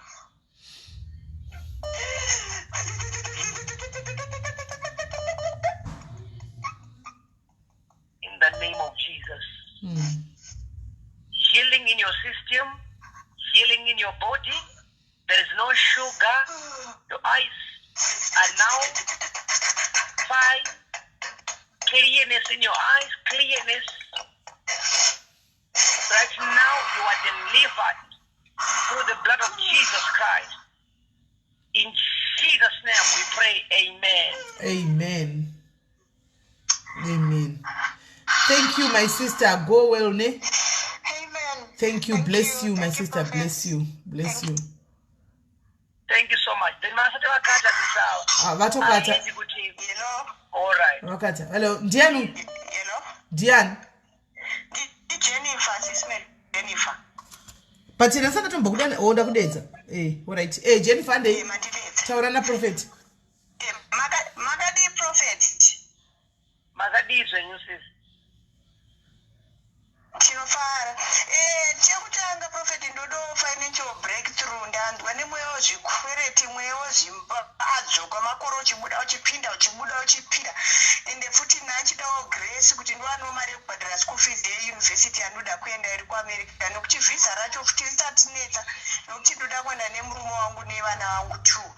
And then the second one ndeyekuti mumarriage mangu chaimo mune dambudziko zvemaspiritual husband izvozvo zvirimo kunetsana everyday nemurume wangu tichongonetsana hatimbogari kana 3 days ende pane mukadzi vanodanana nayewo kuti 5 years ndinayo marriage on and off 5 years on and off ndinayo marriage munomu plus kurwara pada chirwere chandisina kurwara prophet nzeve malungs amaziso kidney fibroids ulcers mamota everyone nemamota saka zvokuti kumafamasi vakutodiziva nekutenga mushonga ezvizvo ndine fungal infection chiguno changu chakangobuda mulaini ndakutondanenoteswa kenda yenhingi inonzi melanoma inoita muzviguno saka it's like we are living in a cycle yekuti rising and falling upenyu hwedu ndewokuti mombokwira modzika it's like a cycle kuti kana mamangu muine mufaro kumarriage kamari inenge isiku patobata mari wokumarriage kunofanira kuita problem saka ndi munhu wokuti unofanira kungogara nine stress. Alright. Mune munhu ari padhuze nemere? Handina ndega murumu. Muri mega. Okay, I wanted to pray for you. And sometimes paipo nakuitika zvinoitika, I don't know. Muri ipapo. Asi saka muda kuenda negirlfriend kuamerica nemurume wenyu unoenda we? Aiwa inomboinda ndikambona matawo ndikafasito ndikati inomboitawo ma21 days yombobuda mulife yodzoka after kana 6 months hamuna dhimoni riri kutenderera pamuri. Avana bhamba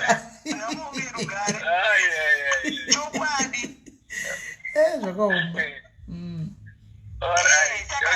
kuti mweya wacho uri pandiri ndiwe ndikatoenda kana maprofita angu vanhu vachiprofita vaanogona kutondipfuura ini handombozive kuti chii zvacho zvinokonzeresa kudai nemaspiritual husband vaanoota zvokuti alright because ndandoti zviitike pamuri chekutanga ndada kuzokudzai zvechipiri asina kuti akada kunamatirai aditika ewe prophet but manje ka ipapo makauta foni yayo makaita sei foni ichi I don't know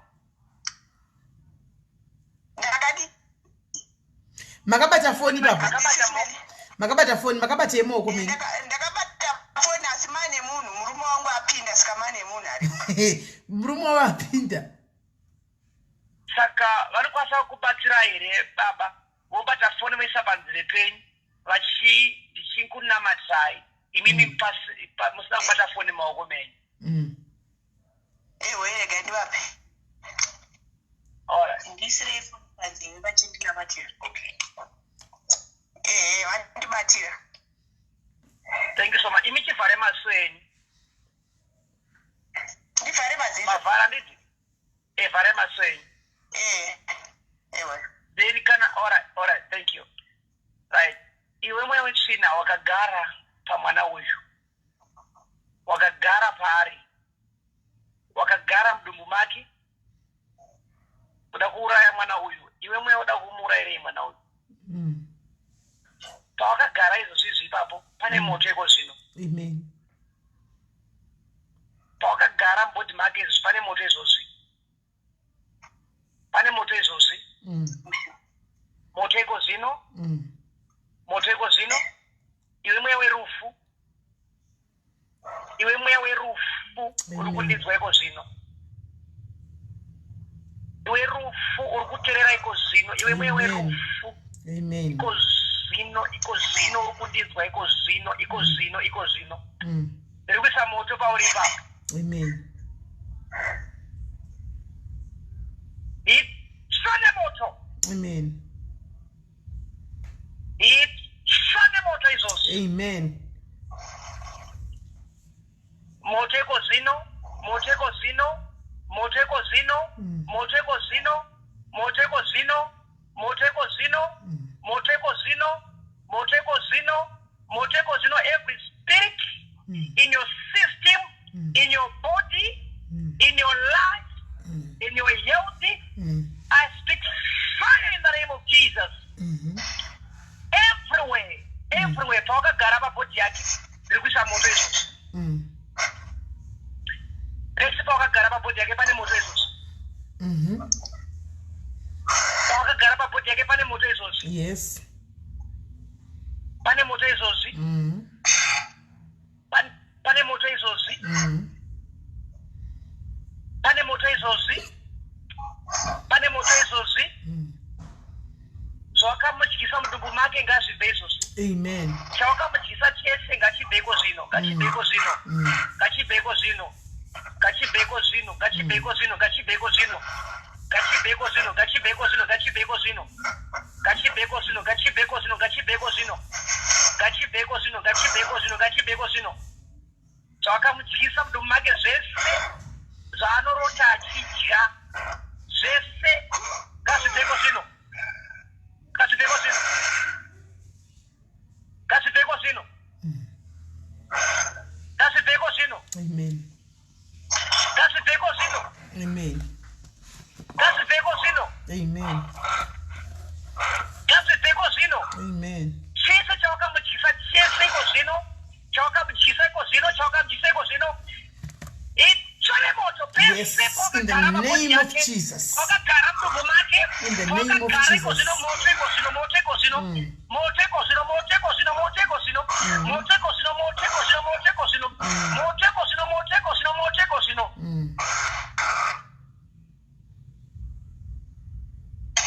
Hello, Baba. Hello. Baba, hello. Halo, makadii. Alright, patukwana matatu chiri kuitika Baba. Panzi pavari kunamata vari taurai profeti. Okay, pandiri kunamatira mama wachi chiri kuitika pana mama. Hanzi pandiri kuvanamatira mama chiri kuitika pavari. Vari kuti vangu vadaurutsa. Kwai vatange vadaurutsa. Vada kurutsa, so vachavhomita, but ndichada kuti baba ndinge ndichikomeketa nemi, at the same time ndichikomeketa futi naivo. The spirit, pane zvakadyiswa mudumbu mavo zvida kubuda mudumbu mavo. Alright. Right. Sada kuti mutedzere zvandinge ndichita baba. Batai mudumbu mavo, batai mudumbu mavo mama ivavo. Batai mudumbu. Bati mudumbu mavo. Yes. Pamuri kubata mudumbu mavo, pane zvinhu zvichabuda mudumbu mavo zvakadyiswa mudumbu mavo. Okay. Ndiri kuisa moto iko zvino mudumbu imomo. Moto iko zvino. Moto iko zvino. Moto iko zvino. Moto iko zvino. Moto iko zvino. Moto iko zvino. Moto iko zvino. Moto iko zvino. Moto iko zvino. Moto iko zvino. Moto iko zvino. Moto iko zvino. Moto iko zvino. Moto iko zvino. Moto iko zvino. Moto iko zvino. Moto iko zvino. Moto iko zvino. Moto iko zvino. Chakaitwa mudumbu chawakamudyisa chese ngachibve izvozvi.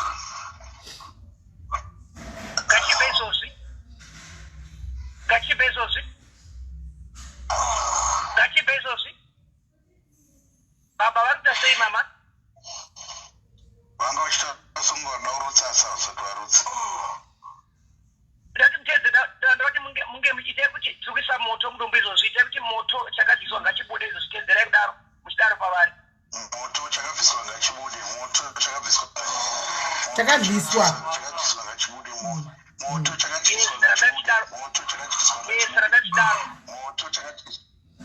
moto chakabviswa ngachibude moto chakabviswa ngachibude moto chakabviswa ngachibude moto chakabviswa ngachibude moto chakabviswa ngachibude moto chakabviswa ngachibude moto chakabviswa ngachibude moto chakabviswa ngachibude moto chakabviswa ngachibude moto iko zvino moto izvozvi mudumbu make moto mudumbu make iko zvino moto izvozvi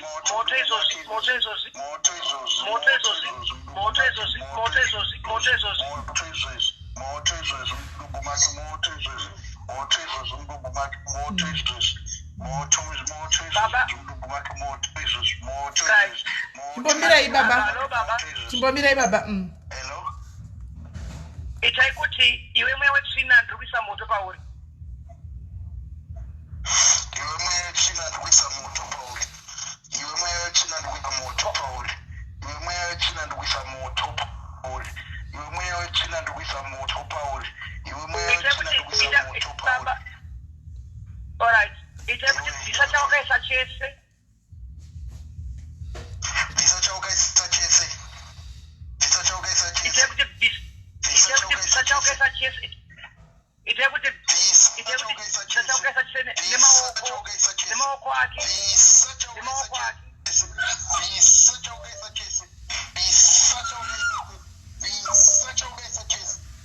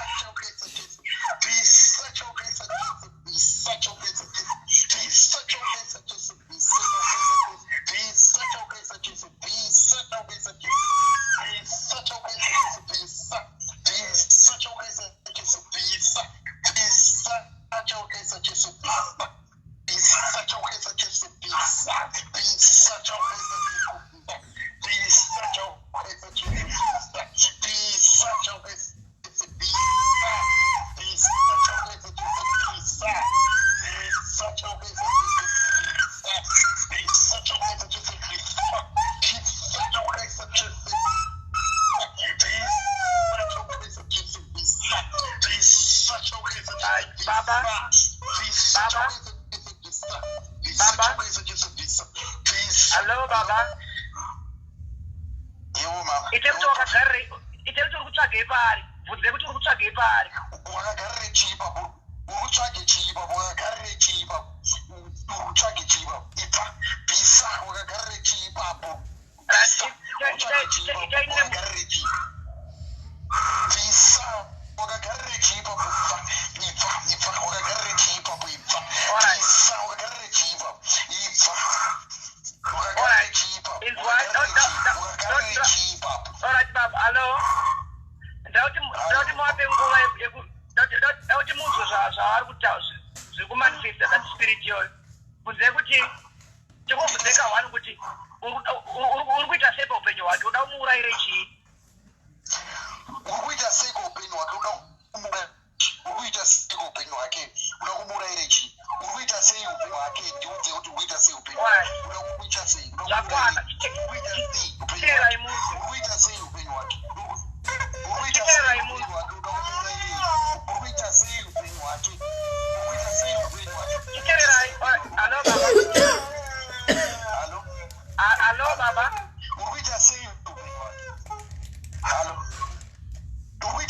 chiteerai munzwe hello baba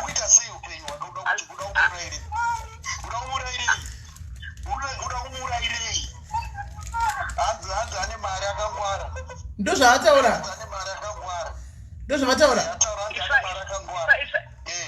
isai padhuze naye mukini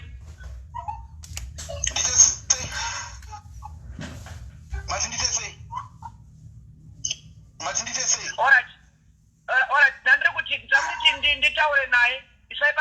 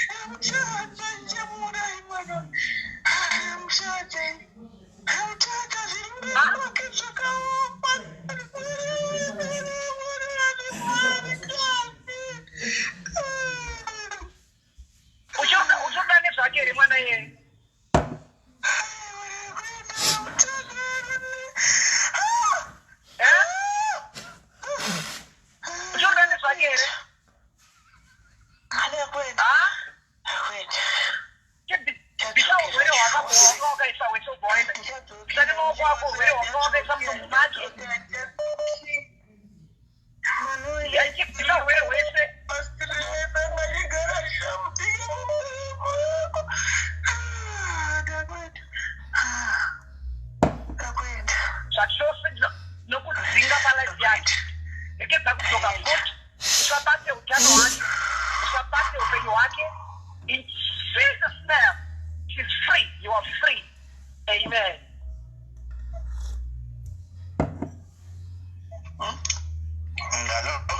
Hello. Hello, mama. Chivapa iphone taure nawo. Hanzi vape iphone mbati mutaure navo asi baba garai padhuze ipapo. Hanzi vape iphone titaure navo.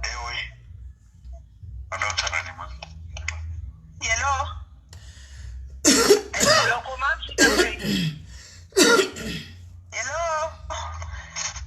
Hello, koma ngamtichemei. Hanzi manga mchichemei. Mati? Manga mchichemeiko. Ndimuzivi musana wangu ndo wangorwadza nangona ndakarara. Musana. Ora. Saka Andizi.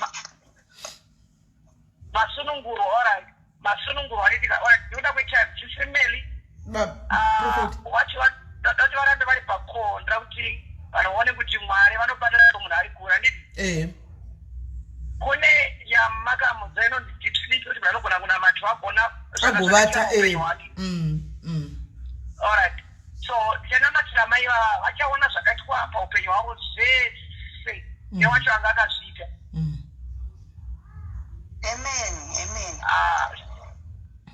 Then I don't know kana achizokwanisa kuzofona after 5 minutes vachitsanangura zvese zvakaitika palife yavo. Vachaona munhu anga akabata upenyu hwavo nezita rake nepaanogara nekwaanobva nezvaanga akaita chese changa chakaitika chese zvavasingazive palife yavo vachazviona. Alright. Mazvinzwaka. Hanzi izvo ndichakunamatirai iko zvine zvimumbopinda mudeep sleep murare. Muzondo inini ndichazokufonera inini 5 minutes. Andika then mutudza kuti maonei. Hanzi muchaona munhu akabata upenyu hwenyu hwese anga achikuita zvamunoita. Saka vana matire varara havo prophet ndoda kumbona matirawo murume wavo ini ndawamwe yavo chiti ndina matire murume wavo. Thank you so much. All right. Thank you. Right. Mama. Hello, Mama. Yes, Prophet. Yes,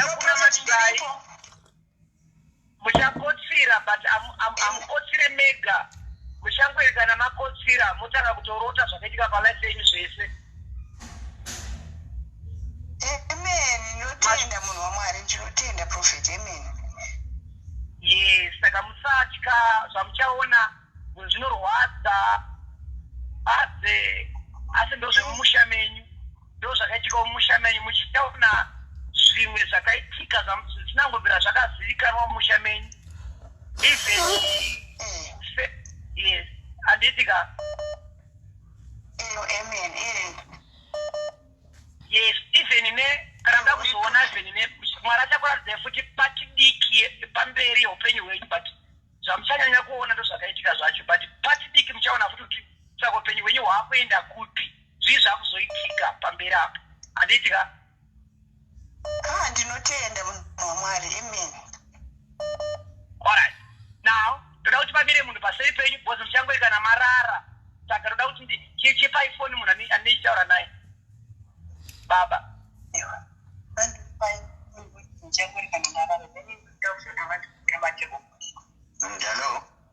Anzi mirai kusure kwavo. Mirai kuseri kwavo. Mire padhuze navo. Mama vavo vandiri kunamatira vacharekana vakotsira. Kana vachinge vakotsira vachazomuka after 5 minutes. Vachange vaona zvichange zvakanga zvichiitika kufamily kwavo nemhuri yenyu. Handiti kuti Mwari akubatsire. Prophet. Anditika. Thank you so much.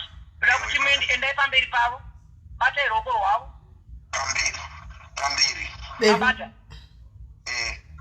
Ndabata ruoko rwavo rupi rwacho. Ndavavhare maziso. Right hand ravo. Right hand. Vavhara maziso anditi. Vavhara nditika. Right. Kana vakavhara maziso kudaro, muchaita kuti vasarovere pasi negotsi kana kuti handitika vasakuvari bhozi kana vakotsira kubudikidza nesimba ramweya mutsvene. Amen. Nai. Saka mire padhuze navo makaita kunge makabata pamusana pavo neruoko rwavo kuti vasazongorika nevadonha vachikuwara. ndamira nawo padhuze nepamubhedha kuti vanodonhera pambedha. Okay. Itai kuti mweya mutsvene. Itai kuti mweya mutsvene. Mweya mutsvene. Bhodhi yake ngaikotsire. Bhodhi yake ngaikotsire. Itai kuti 1. Ndata kuti 1. 2. 2. Itai 3.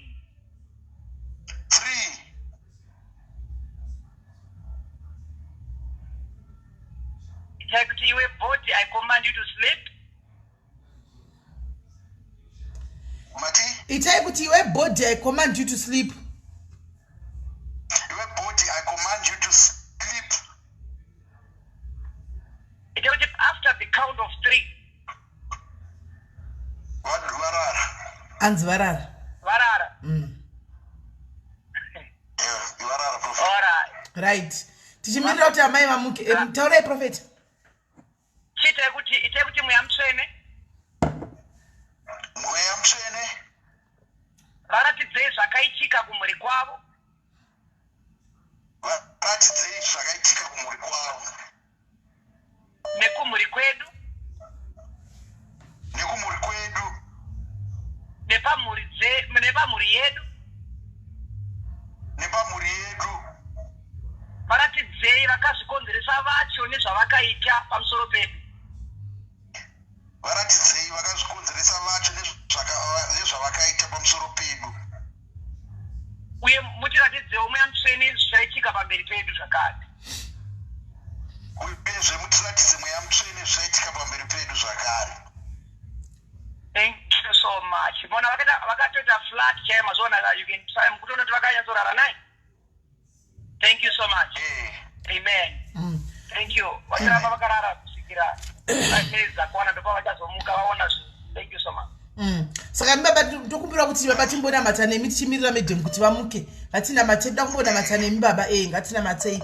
Baba mustare mwana baba nemwana komana tinona mata panguva ine madekwande baba kunyangwe nemhuri Mwari, whatever they are going through nesta ra Jesu tinoti Mwari vadzikinure vaporese vaitire zvakanaka. Father, we invite your Holy Spirit in their house, my God. Titi Mwari batsai mukati mupenyu hwavo. Satan ari kuvarwisa Mwari, baba mubvisei nesta ra Jesu. Baba ngaparadzwe neropa ra Jesu. Baba ndinoisa mai ava mukati memaoko enyu Mwari chiti ngavanatswe neropa ra Jesu. Baba, as she has received a deliverance, my Lord. Father, I pray Jehovah kuti zvinhu zvavo zvivaendekere baba, zvinhu zvavo zvirambe zvichiendeka Jehovah. Tinonamatira kunyange nababa vaMwari chiti Jehovah wangu mhuri ibatanidzei pamwe chete baba, rimwe nerimwe sakati roda kupinda mukati memarriage iyi nezita ra Jesu. Baba tinotaura rufu mukati mesakati reiri baba. Baba tinotaura kuti kunyange baba vakada kubuda panze, Mwari wangu ngavanofa ikoko nezita ra Jesu. Ngavagare pamudzimai wavo, vabate pamudzimai wavo Mwari makachasungwa pano pasi nekudengwa chasungwa. Baba tinoramba mweya wamasakatire, tinoramba mweya wedistraction, tinoramba mweya wekuti vanhu vaviri vakatanga pamwe chete pawane sakatire rinopinda pakati kuzoparadza nezita ra Jesu. Chiti Mwari wangu zvitaridzei baba wangu Jehovah, pakaita munhu unopindira chete wechitatu Mwari baba tinotaura zvakare Jehovah, makuva makaisira vanhu kuti zviwanikwe zvichinda ikoko. Tinoziva Jehovah muri Mwari vanotaura, muri Mwari vanogona baba. Mumba ngamuve nemufaro, mweya yese sakarurama, mweya yese ngabvongodze mukati memba iyi sakarurama nezita ra Jesu. Kubva nhasi zvichinda kumberi vanhu ava family iyi ngaitye Mwari baba, ngavatye mimi chete Mwari, miviri yavo Jehovah ive yavo vari vaviri chete, ive yavo vari mweya yemasoul ties, maspiritual husbands vakambobatwa navo kunze uku Mwari nezita ra Jesu. Tinoti She wangu baba tsiurai paradzai zvese Mwari nezita ra Jesu. Mwari vatange panyuwani baba, vatange patsva zvakare Jehovah, zvinhu zvavo zvivhurike nezita ra Jesu. Tinonamata nekutenda. Amen. Amen. Glory be to Jesus. Amen. Amen. Zapanda in 5 minutes. Baba idai mudzimai wenyu sezvaari iko zvino munamata watanamata iri dangerous, it's a dangerous prayer. Mukaitamba muchita zvimwe zvinokubata panze muchidini ndokutaurirai tinozosara takame. Handizivi hangu asi ivai faithful kumudzimai wenyu, mirai pamudzimai wenyu apa, mirai panzvimbo. Amen. Ewe. Mwari. So now 33 minutes. 3. Right. 2 more to go. Yes. Right. Baba donai 2 minutes zodonai ndichoro Mwari kufona apa then ndokudosai. Ndite lo nai nditore mwari kufona apa pa 2 minutes asara ndobva ndakufonera ibheki ndokufonera ibheki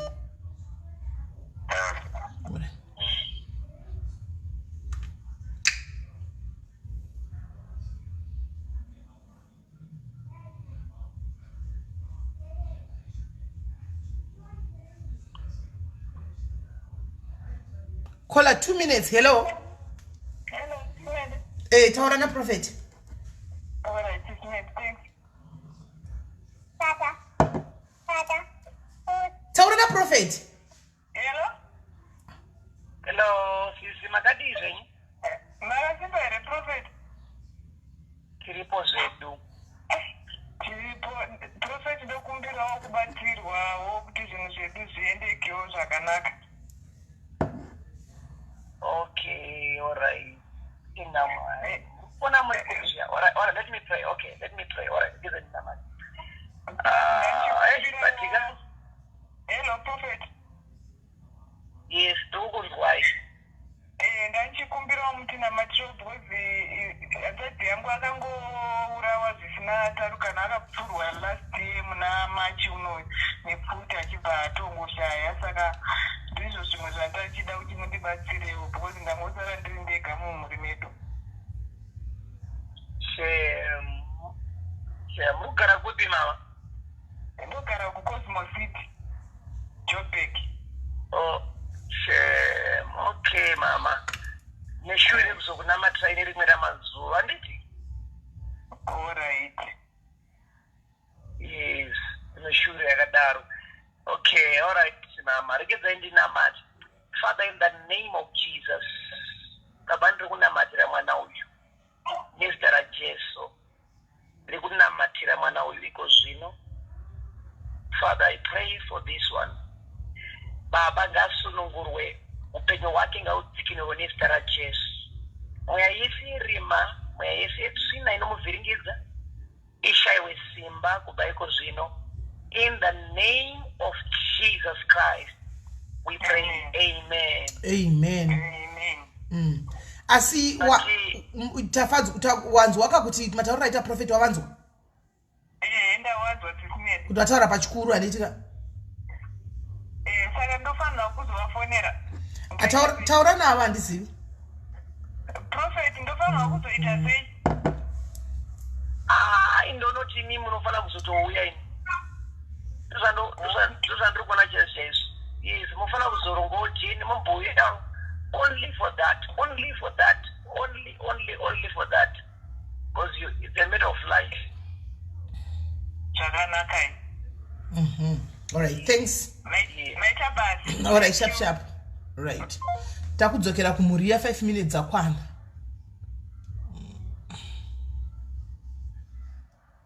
Yes. Okay.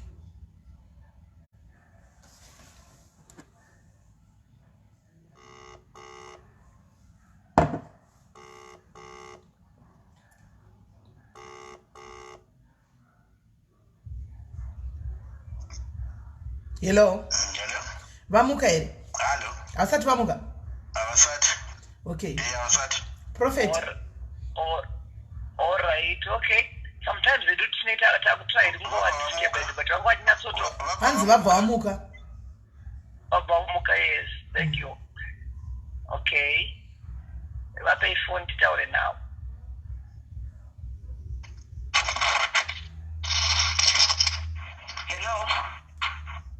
Hello, mama.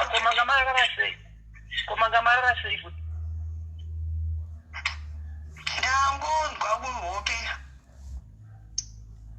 Okay. So, pamarara mune zvamanga muchirota here.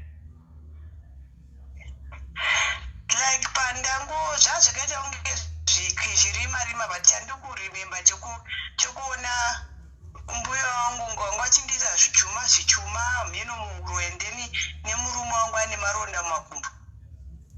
Zvimwe zvacho nasinganyatsoone nacho muna rima. Ndine vision yacho kuti ndakarara. Okay, you need a time. Mangamuchita inu time yekunyatsoona zvayo ngoti yenge yazokuita nguva diki zvayo. But what I can say, zvakaiswa pamuri zvabva kubva nhasi nezita raJesu.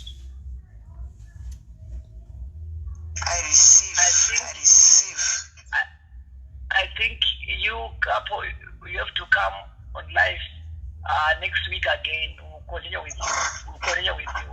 Hey. Yeah, mazvinzo akanzi next week zvakare muuya saka imotenga airtime yakati wandei nokuti hey madhiro amaita airtime dzavanhu vainda koro inhingirikiri yadonha network havahla airtime dzavanhu zva ipapo ruva rwanenge watenga 29 rand ubva vaitikwa hello ndati hanzi naprofeti modzoka zvakare next week mose muri 2 havana kupedza nemi saka ininiwo ndiri kuti motenga airtime yakati wandei nokuti imi munodhla airtime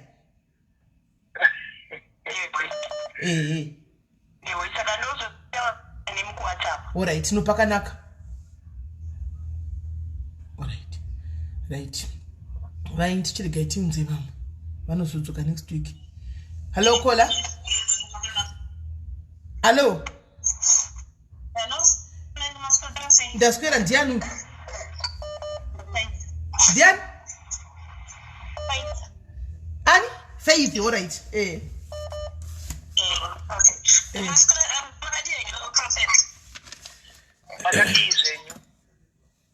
Tiripo makadi ndiri kufona ndine murume wangu panapa. Tine maproblems 3 atinawo.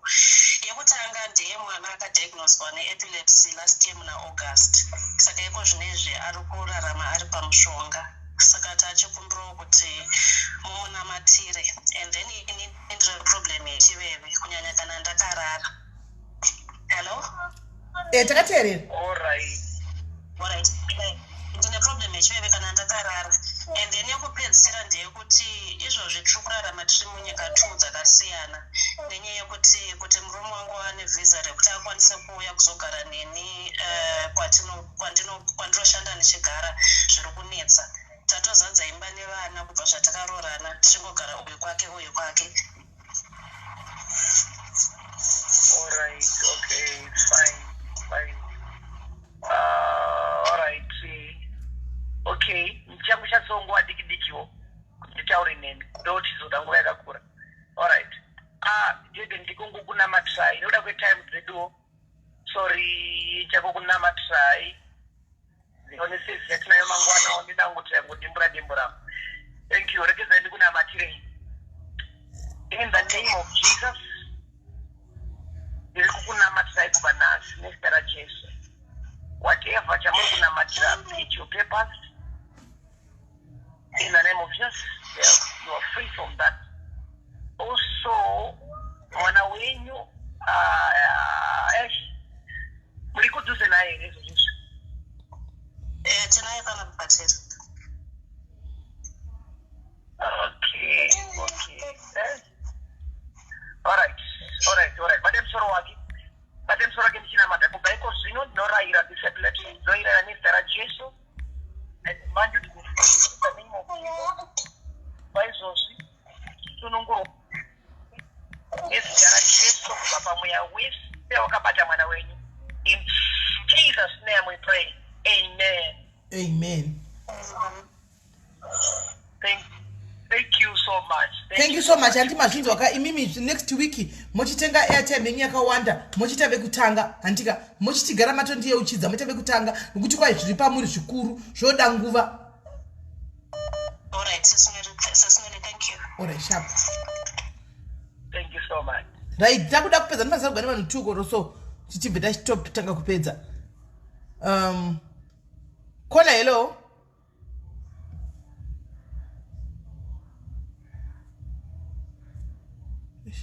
From say.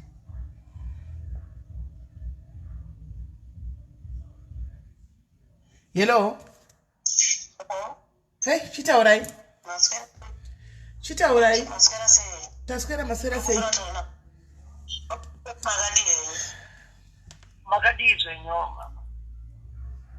Prophet ndotadambudziko nemwana wangu andisuza kuti madrugs here kana kuti zvazvedzinza because pari zvino apedza kutengesa zvinhu zveinopaana kubhadhara ndichipa mari dzerendi aine pachitari kubhadhara asingabhadhara zvokuti inini ndindatwa panguva yakaoma apa akurara musango hatichaziva kuti ndoita sei.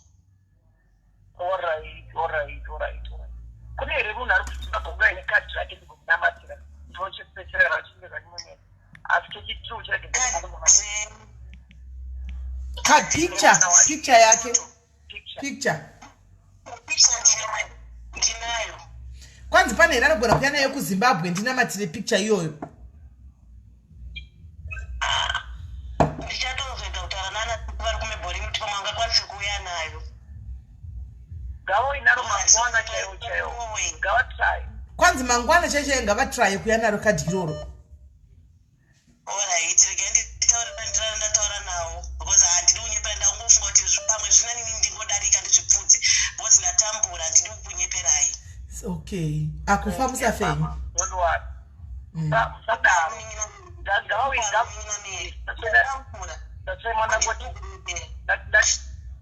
worry. That's why we need card. Okay, card, the picture, imana, don't mangwana. Then I'm sure Marana Kuitra Ganak. But for now, don't be afraid what is happening. And supercomposota kupi.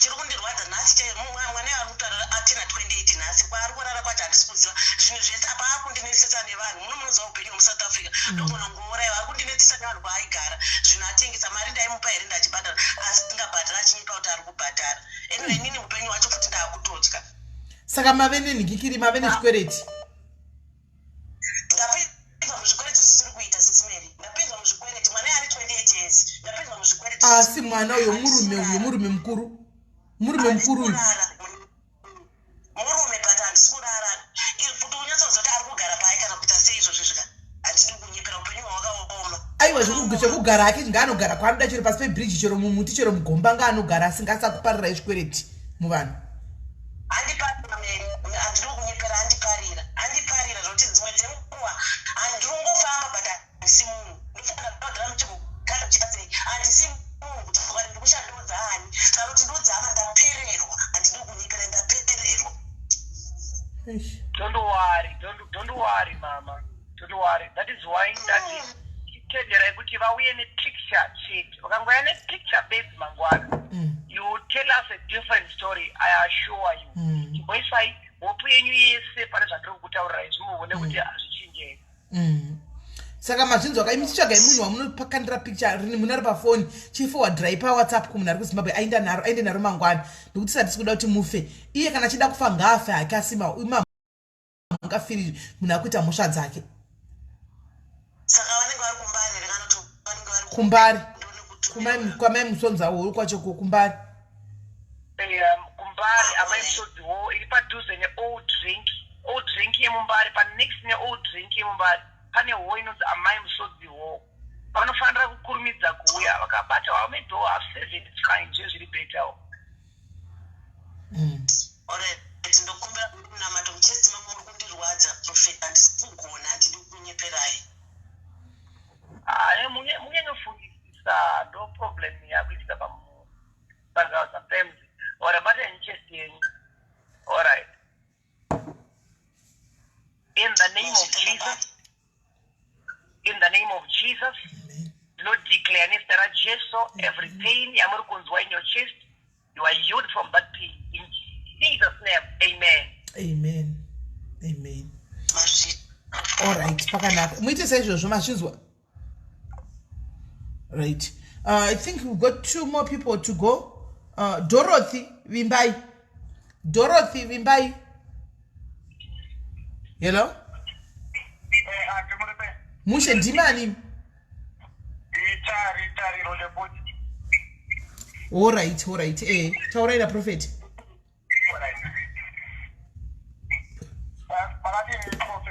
mirai vadona ndofunga spirit yenyu kudistebana navo kana kuti network komambai muri pita nangu ndadaidzira kudhara ndanga ndaenda kubasa asi ndadzoka mani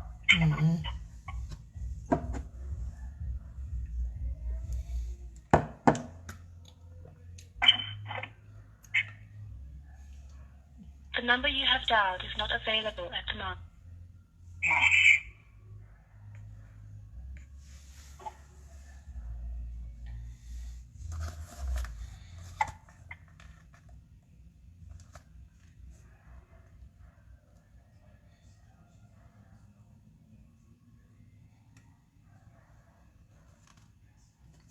The number you have dialed is not available at the... Wadzanai last week wakataura na prophet. Wadzanai last week you spoke to the prophet Wadzanai.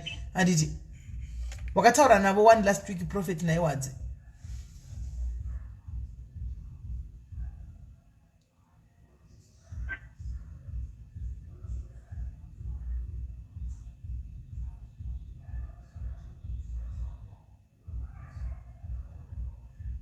The number you have dialed is not available at the... Hanzi wine isi wine red grapes, ma red grapes juice.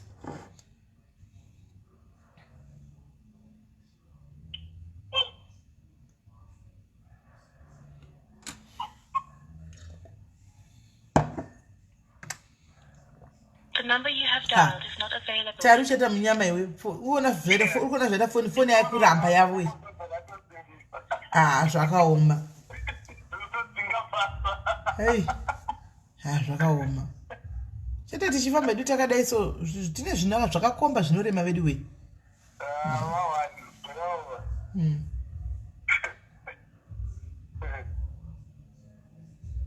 The number you have dialed is not available at the moment. Ngatichombomira takadai yatofa yakalota mati mbona mbicha.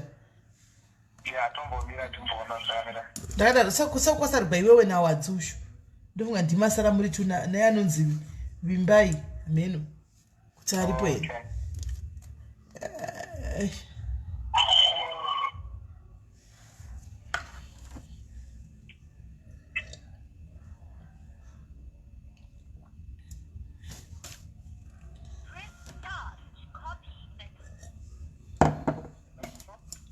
Hello.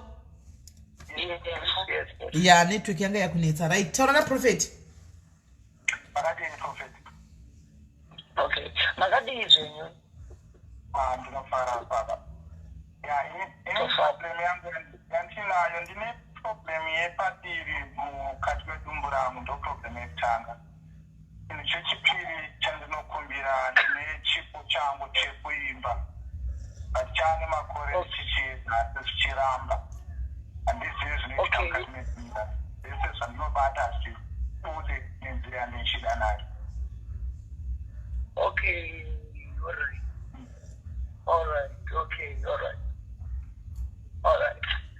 Ngeze kuna matray. Okay. Very.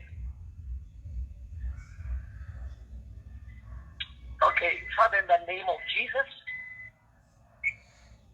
you know, right, that problem, ilipadumbu pake, because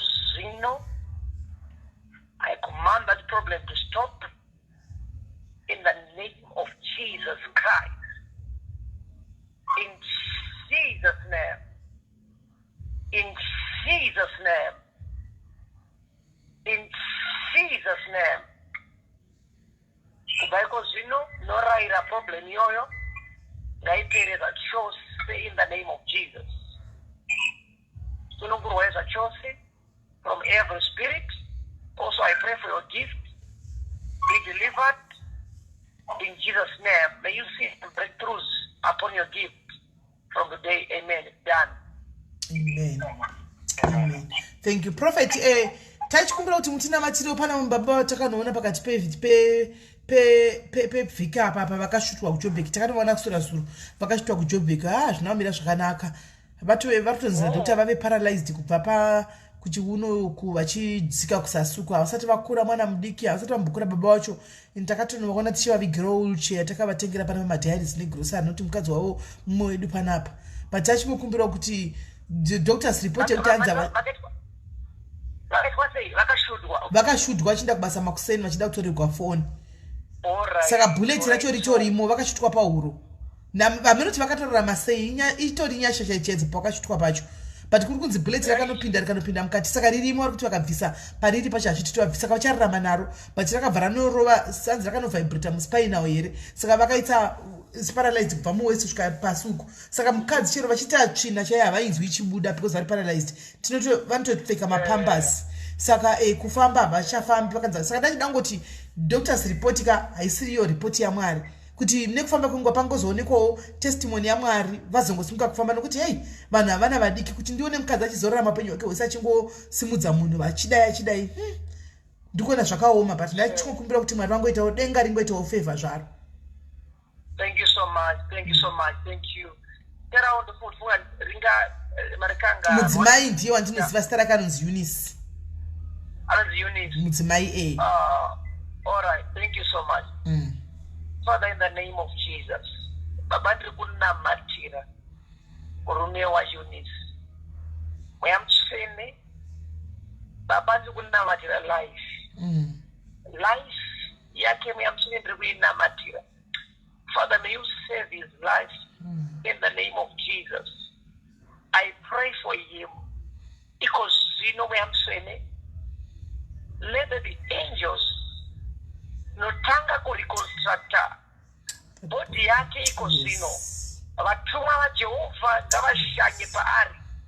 Abatange kugadzirisa mutumbi wake iko zino. Amen. In the name of Jesus Christ. Amen. In the name of Jesus Christ. Amen. From this hour, from this minute, Father, we speak life. We pray for life. In Jesus' name, amen. Amen. Thank you, Prophet. Right, wadziwa fona here, wadzifona tione. Hello.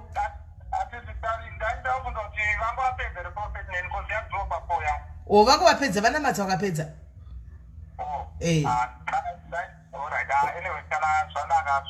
Alright, sharp. Alright. Right. Wadzanai Dorothy kana vimbai 491 Dimasara wadzanai Dorothy oro vimbai 491 na Tandi wadzanai Dorothy 491. Hello. Shakoma. Hello.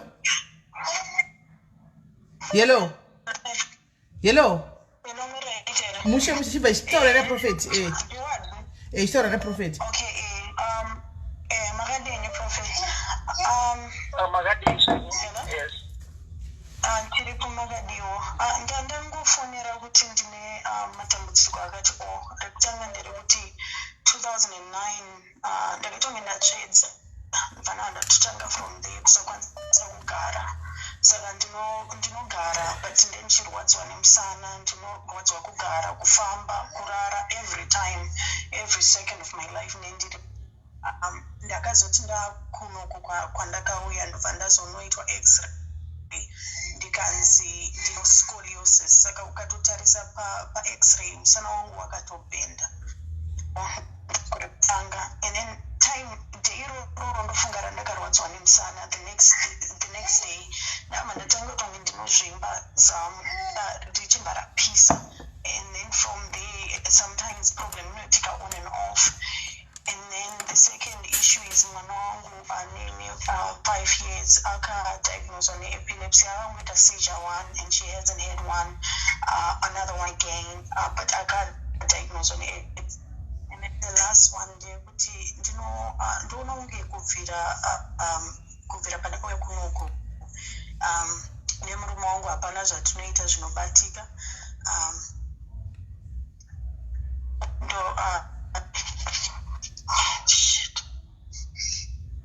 Sorry. Muchiri kunenzwa? Tiri kunzwaitaura here. Yes. Sorry, ndandarisiva call.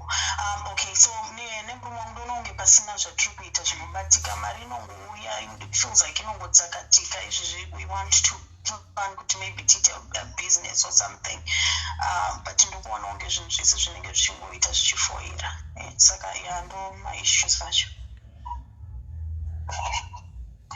Okay, it's not a problem. Not a problem. No issues in Yakawanda, but how much did you want to matter? But you have to keep in touch. Last time we my issues are shining Yakawanda. Last one is a Tugunamatra, but much of Chitagunamatra, but Marani Zaringa ataura chone nguva yacho sometimes ndoinenge yapinda kuda kwenguvawo but chinditendera pane kunamatirei musana wenyu musarware nemusana kai Anditika? Yes. All right. Okay. Right. Tukuna matramsana wenyu zozi. Barema senyu. Iwe msana. Pamu waza iko zino. Nokuraira ni Sarah Jess. Nokuraira ni Sarah Jess. Nokuraira ni Jess.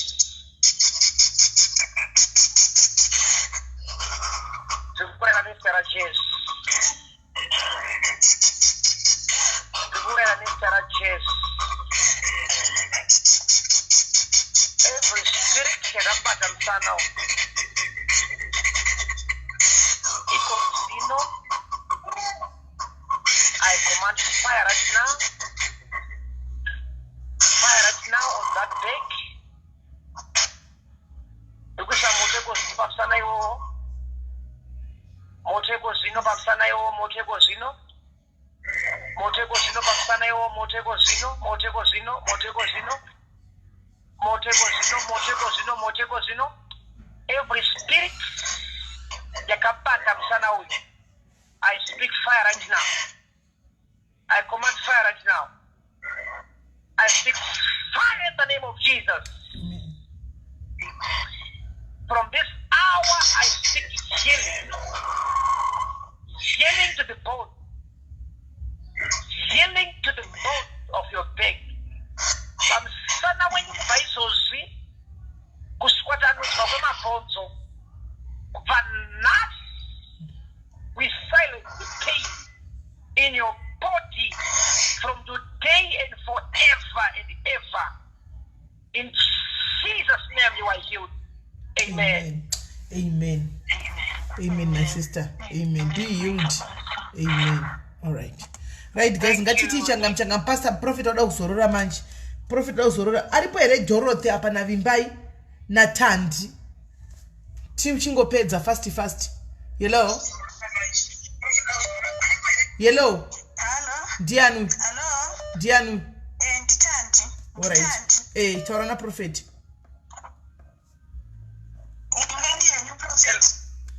Magadi is a new sister. Ndinofara prophet. Ndinotambudzika.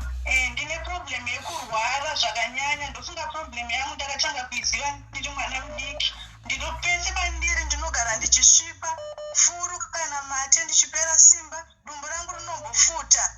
Miri wangu ndinonzwa kufambwa kubva ndine ndakatanga kuziva ndine 7 years. Eko zvinezvi ndane 31 years. Ndinongogara ndichirwara. Problem yakutospreada kunyangwe nekuvana.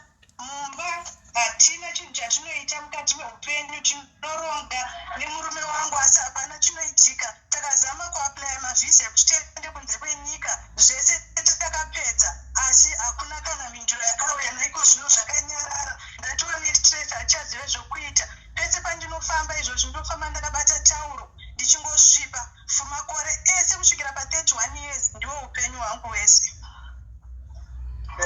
Matasi marangangirwa nhasi. Nekuti problem iyoyo yekusvipa kubva nhasi yapera. Amen. Ndoziva kuti amungozvitenderi nawe kuti ndakabatwa BP apa ndine 31 years. Aiwa, hamuna BP kuita mutori na BP. Ndomweya wacho wetinoti wechina. But chirege dzendiri kunamatirei. Maishuzi nyakawanda. We'll keep in touch. But for now, takunamatirai. Pave nerestoration in your health. Parema swenyu. Amen. All right. In the name of Jesus. In the name of Jesus. In the name of Jesus. Imwe wachina wakagara mudumbu make. Izozvi. I command fire right now. I command fire right now. Noraira moto. Chesu chakagara mudumbu make. Izozvi nezera Jesu. Nezera Jesu. Nezera Jesu. Nezera Jesu. Nezera Jesu. Nezera Jesu.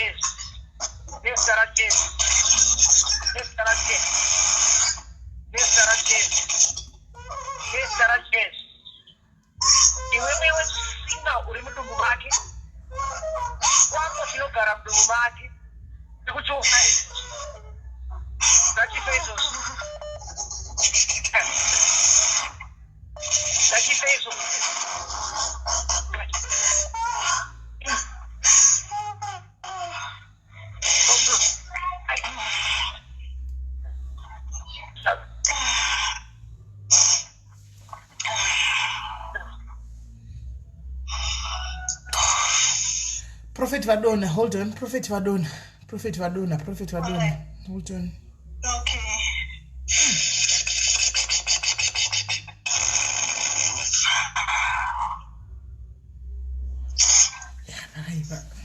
Swara nhasi panga pakatoipa chaipo. Hey. Vanhu sevakatakura zvinorema naimi zvinotorema. Kungofamba henyu asi yakaipa. Lia, waudzwa mucomment section imomo wanoidwe ndiwirewo tsitsi vasikana. Waudzwa mucomment section vanozvokuita wani nevanhu. Indi ndanetawo the same applies na prophet vaneta. Hello prophet. Hello. Yes, pedza ini naye. Yes. My sister, you are free. You are delivered in the name of Jesus. Amen. Amen. Amen. We'll keep in touch, my sister. As other people name, my sister, it's only prayed for this problem. My sister, why kushipa kwa pera kuvanasi?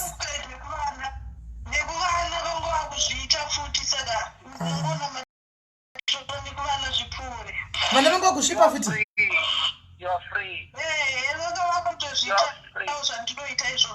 Shame. You are free. You are free. You are free. You are free, my sister. So But you are sure tinyaya dzako hadzina kupera ka?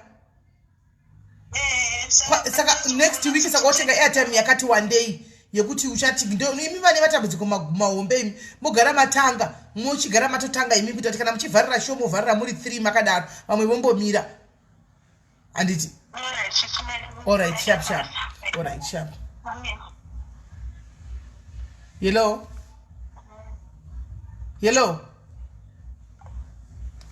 Right. Hello.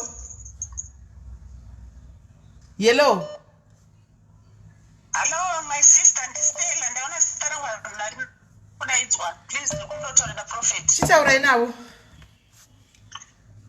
Magadi prophet. Magadi is your mama. Prophet ntimenye mwana wangu ari kunetekana nemapepa atile munhu abvazera asatone yetepa ari munyika muno ari kusvupika kuwana mapepa emunyika muno ndiro yekutanga wechiponi mwana wangu mudiki ane mweya wokusatoita kana chino iye mudiki anotora nemapepa zvinhu seasi kana kuenda kuyuni kana kuita chii kana kushanda chaiko profit andizoti mweya wemadzinza here ndinezve inini ndionetseka nemusana musana kubatana negumbo rekuruboshwe zvekuti vamwe ndinotombokanganisika pakuenda kubasa. Alright, chekeze ndikunamatirei mama. Alright. Ndinamati kubva nhasi ndikunamata iko zvino mapepa emwana wenyu nezita raJesu ngaasunungurwe. Kubva iko zvino ngaadzikinurwe. Iko zvino nezita raJesu. Namatira mapepa emwana wenyu uye nemi musunungurwe.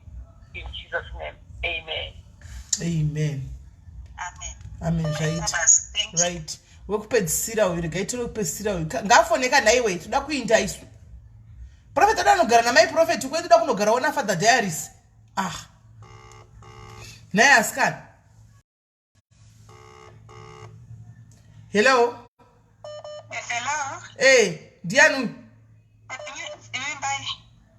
taura na prophet kuti ndabvira kudana usingadai makadini prophet makadini tiripo hangu prophet ndafonawo kaini ndina sisi wangu ini hangu ndina maproblems angu but nhasi ndakangonangana nasisi wangu vane 47 years vari kumba kuharare havasati vawanikwa havana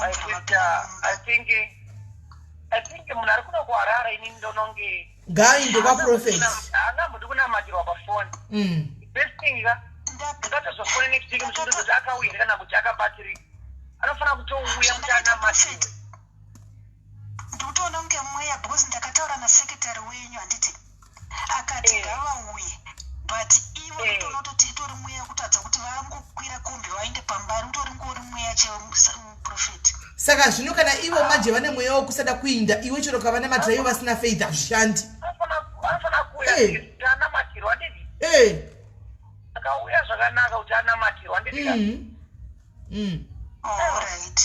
iwe organizer kuti zvepressure kuti ngavaende nekuti uri kumbandidzira kuti zvinhu zvasi vako zvidongo uri kumbandidzira zvinhu zvako dei zvatoita pakumbandidzira sisi vako iyo vasina interest hazvina zvazvinoshanda but pane urwere vakanzi vane mafibroids vafanira kuoparetwa eka but ngavachiinda kapo kunonamatigwa kakuti mafibroids hazvina matigwa handiti kunati vamwe vari kunamatigwa vachita breakthrough pano zvino voudzwa zvokunzi mafibroids voudzwa kunzi ndai kwaprofeti munonamatigwa voriga futi kuinda havada havo saka vanopora sei ivo vamai vapushe kuti vainde kana vasingadi saka vanenge vari right havo nesesheni yavo zvinotingati kudi mwarare mekuti unongokwira kombi yako dola woinda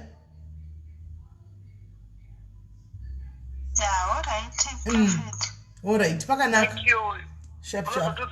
vakazouya here handitika handizotiudzawo kuti vakazouya here kwaprofeti alright right ndiani koyo hana mbofona here munhu hello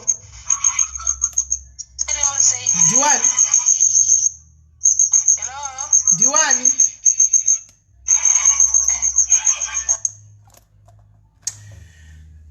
right prophet I think zvanasi chirega tikusunungure muende mumboveona mai prophet I think zvingaita kuti mutaura iti nguva dai muonewo nguva nemhuri yenyu I think zvingabatsira tinotenda mwari prophet nekuuya kwenyu pano nekuzurukunira kwamuri kuita vanhu vakaremerwa kudai kusunungura vakasungwa tinotenda mufunge nekubvuma kushandiswa namwari kuti muite izvi saka hanzi tokumbira kuti mutinamatiriro mvura dzekumwa nevanhu mukomence kuti tabata mvura kudhara musati mainda kweni yangu iripi totenda sisi nemiwo totenda nekuti vanhu vakwasenge vachibatsirika so I'll repeat kana toti munhu ane hama yake iri muno muharare zvakanyokosha aidirect because munhu ari kunze zvinonyanyisa easy kana ane one of his relatives kana relatives inenge iri kunoko akauyawo at least inozoshandisa iye kuti tinge tichikomekera nemunhu tichinamatira uko saka tinoda kushandisa the point of conduct saka anenge ane hama yake iri kunoko harare kana isiri muharare asiri muzimbabwe sure hama inofanira kuyaidza mangwana tenge tichapura tichitovhunzawo kuti varishewa nehama dzavo dziri exactly saka vari kuharare vane hama dzavo please isende kuti muye kuzonamatisa hama dzenyu pano varifei vaende kuharare animona I hope babata zvigubhu zvenyu zvemvura mese prophet pamuri kunamatira mvura dzedu mutinamatirirowo chimwe chimukomana chakauya paprogramu yedu pano inonzi Busted Abroad yevanhu vanosungwa kunze kwenyika dzakasiyana-siyana dziri kuzimbabwe idzi mwana uyu kutaura kwake nekukonfirma takaita nyaya nekuitsva gurudzaka anenge asitorora mhosva asi kuti akadziya moto wembavha akawanikwa ari pane vanhu vakanga vapara mhosva dzavo because atry kutsvaka nyaya iyi ndo statement iri kungobuda saka haasi kutongwa ave ne5 years arimo Tuesday ari kuenda kukoti tachikumbirawo kuti kana zvaiita mumwisomo munamata anonzi Josias mwana akatopinda ne24 iko zvino wadove ne29 arimo Thank you so much. Thank you very much. Thank you. Father, in the name of Jesus, Donamata Josia, Baba Gasunungurwe, Memsene, Tugunamatira, Asansungwa, mweya kumuvhiringiza, mweya wakambata umurigidza, chose amen. Alright. Tati munowese bata kapu yemvura yaunayo, and I'm going to pray. Father, in the name of Jesus, I pray for this water. Nonamatira mvura iyi yakabatwa nemunhu uyu iko zvino yasina mwana paari kumwa mvura iyi yamusere. Let it be a child, a baby, in the name of Jesus. Angachinamatira mapapers ake whenever paanoshandisa this water, I speak a testimony. Angachinamatira kubata utano wake, basa rake, mhuri yake, marriage yake, utano, everything. Father, in the name of Jesus, as they sleep, may your grace be upon their lives. May they dream. Father, in the name of Jesus, let your presence protect them and guide them. We pray. Amen. Amen. Thank you very much, Prophet. Thank you. Moving zvakanaka chakubatai pakati chapatana na Prophet na secretary pakati pevikire gaiti mbona toita sei pano padiaries. Maita basi. Thank you so much. All right, thank you. Single reminder on 22, 23, 24 conference yedu muna April. Yes. Ndo yatuda tutaura nezvayo. All right, thank you very much. God bless you. Bless you, so Prophet. Okay. Right. Prophet vainda guys. Yaimbomwa mvura. Imwe mvura yenyu guys. Mune mwe bata chigubu chako chemvura. Bata glass rako remvura. Bata glass rako remvura umbomwa. Anditika mvura iyana matigwai. Right guys. Pana mai anachida kuzofonera vandati ndichakufonera ibhikira vangu vari venyaya iyi guys. Ndirangaridzei. Pana mai vandati mirenga kufonera ibhiki after vatindizokudza nyaya yangu isenga irigara nyaya iyi paya guys. Engeri. Right. Guys, my Twitter say guys, let's support Easter conference ya Prophet. Ngati support Easter Kelly chin singadi kumwacha ana adi kudla chikafu munomba Kelly anti. Doi.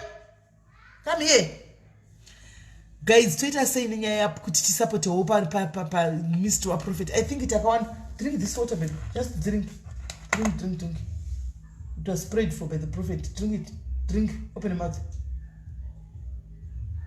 Swallow. Drink the water, drink. Good.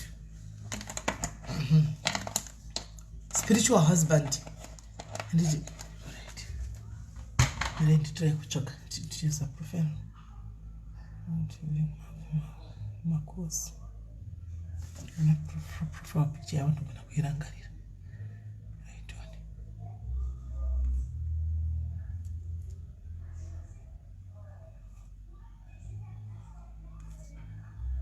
guys, Twitter saying in your conference.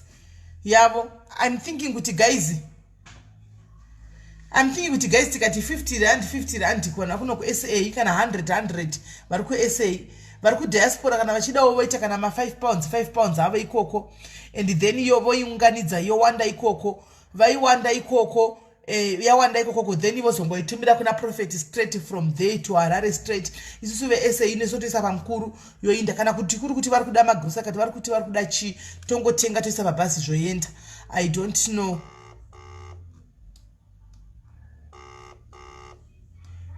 Pa Easter conference saka handizivi kuti toita sei guys. I don't know kuti toita sei. Let's do it. Anonzwa kuchisundwa ke kuti handina 50 rand ndine irimo. You are welcome. So my sister tapedza manje na Prophet ndinodai ndatoita kubatikana nenyaya mamchitaura mati chiri kuitika. Simeni zvakatanga 1995 ndani 42 years. All right.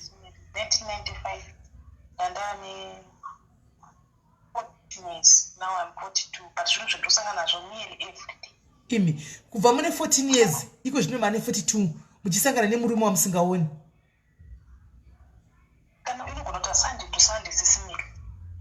Imi mushoti kunge makarara nemunhu. Ndinoita ndakatorana nemunhu ndinotoenjoya sex zvakanyanya kuhope asi ndakagara marriage nemurume 7 years handina chendainzwa kuti kurara nemurume chii. Imi tisimere kubuda kuita mumba ndakangobuda zvokungoti ndiri kuenda kumba kuholiday. Masira ndakaita basa ndane basa rakanaka chose kuZimbabwe. Masira ndakaita basa ndo masira ndakaitawo murume. Chikeya kuno kujoni ndokwana kuti basa rakanaka. Asi kuno kurava ndamuzimuka nonzi apa chisina basa. Eish. Saka yakaitoataka murume wandaigara naye mumba. Handinambomuzi up to now handambova open kwaari kuti ndozvo zvaitika kwandiri. Aitonetsana nespiritual husband iyu. Mainetsana sei? Kuti dzoti kana munhu kuti munhu ari anobvumuka kana dzichipana zviri kuitika ari kuhope unomuzunungusa kuti chii unza kuti kune murume anga kumakumbo kwakungoda achirwisa zvokuti sisiveri dai ndisina kubuda mumerenjika mwana wavanhu dai akafa saiko zvino muri moga kudai so chodouya every day nyakuti vamwe vakamboti imbochinja tiri kumba kuti ndichinja rumu yekurara ichimbochinja kwokugara but hapana chero ndikaenda pasi pemvura chinongotera nyangwe ndiri kuchechi chaiko mwopinda chichipi ndapedza dzese sisimei chinonzi enda uko hapana pese ndapedza kana vese vamunokoreta vese munoziva muzimbabwe hakuna kwanisina kusvika sa uyu mweya wechikwambo kauti sisimei ndakabuda mari kuti zvekutamba chitora mabhengi loan kuzimbabwe mayesi kufambira nyaya idzi nevabereki vangu but asi explanation yekunzi zviri kukonzeresa chii chakaitika makaisangana nayo pamaifambapo tinokunzwa kuti munini wababa akashereketa vasungira mweya kumba kwedu wechikwambo kumba kwedu ndini ndisiri pamurume asi varipo vacho havana rugare saka zvamufanira kuti havana varume zvanotombofanana vanongochema varimo muzimbabwe vacho vabereki vakafa here vapenyu sisimele vanzwa izvezvi vanotonti nyangwe ava mai vangu vapedzi svondo vasina kutombotifonera because vanoziva kuti ndiri muhando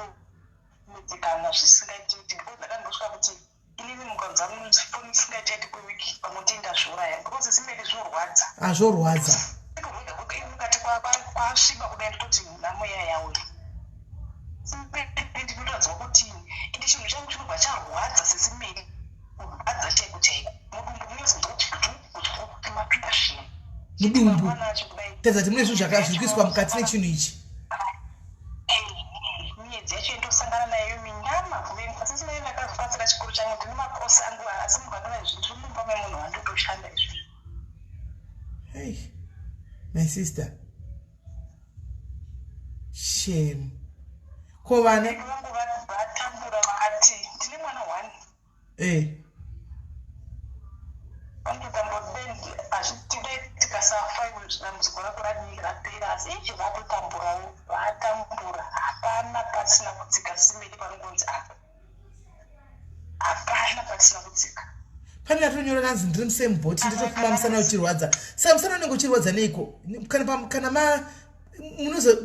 musana private part yangu zisimeli inotomuka ichirwadza ichi private part yangu inenge ichitorwadza kutadza kuti chinenge chavata zvisingachashanda chakushanda usiku hwese ndinotomuka ndichirwadziwa sisimeli kana mudumbu chaiko ndinotomuka unotoswera muswere wese ndichirwadziwa ende unonzwa ndapedza kurarwaka unotonzwa kuti kupinda zvokuti kwesitene ndongofamba nongonzimbuma kumakasviba munoda kusviba handina ndanzwa nokurutiswa ndanzwa nokudini asi hazvidetseri ndichitobva kunamatirwa kumane racho chichatogarira chatouya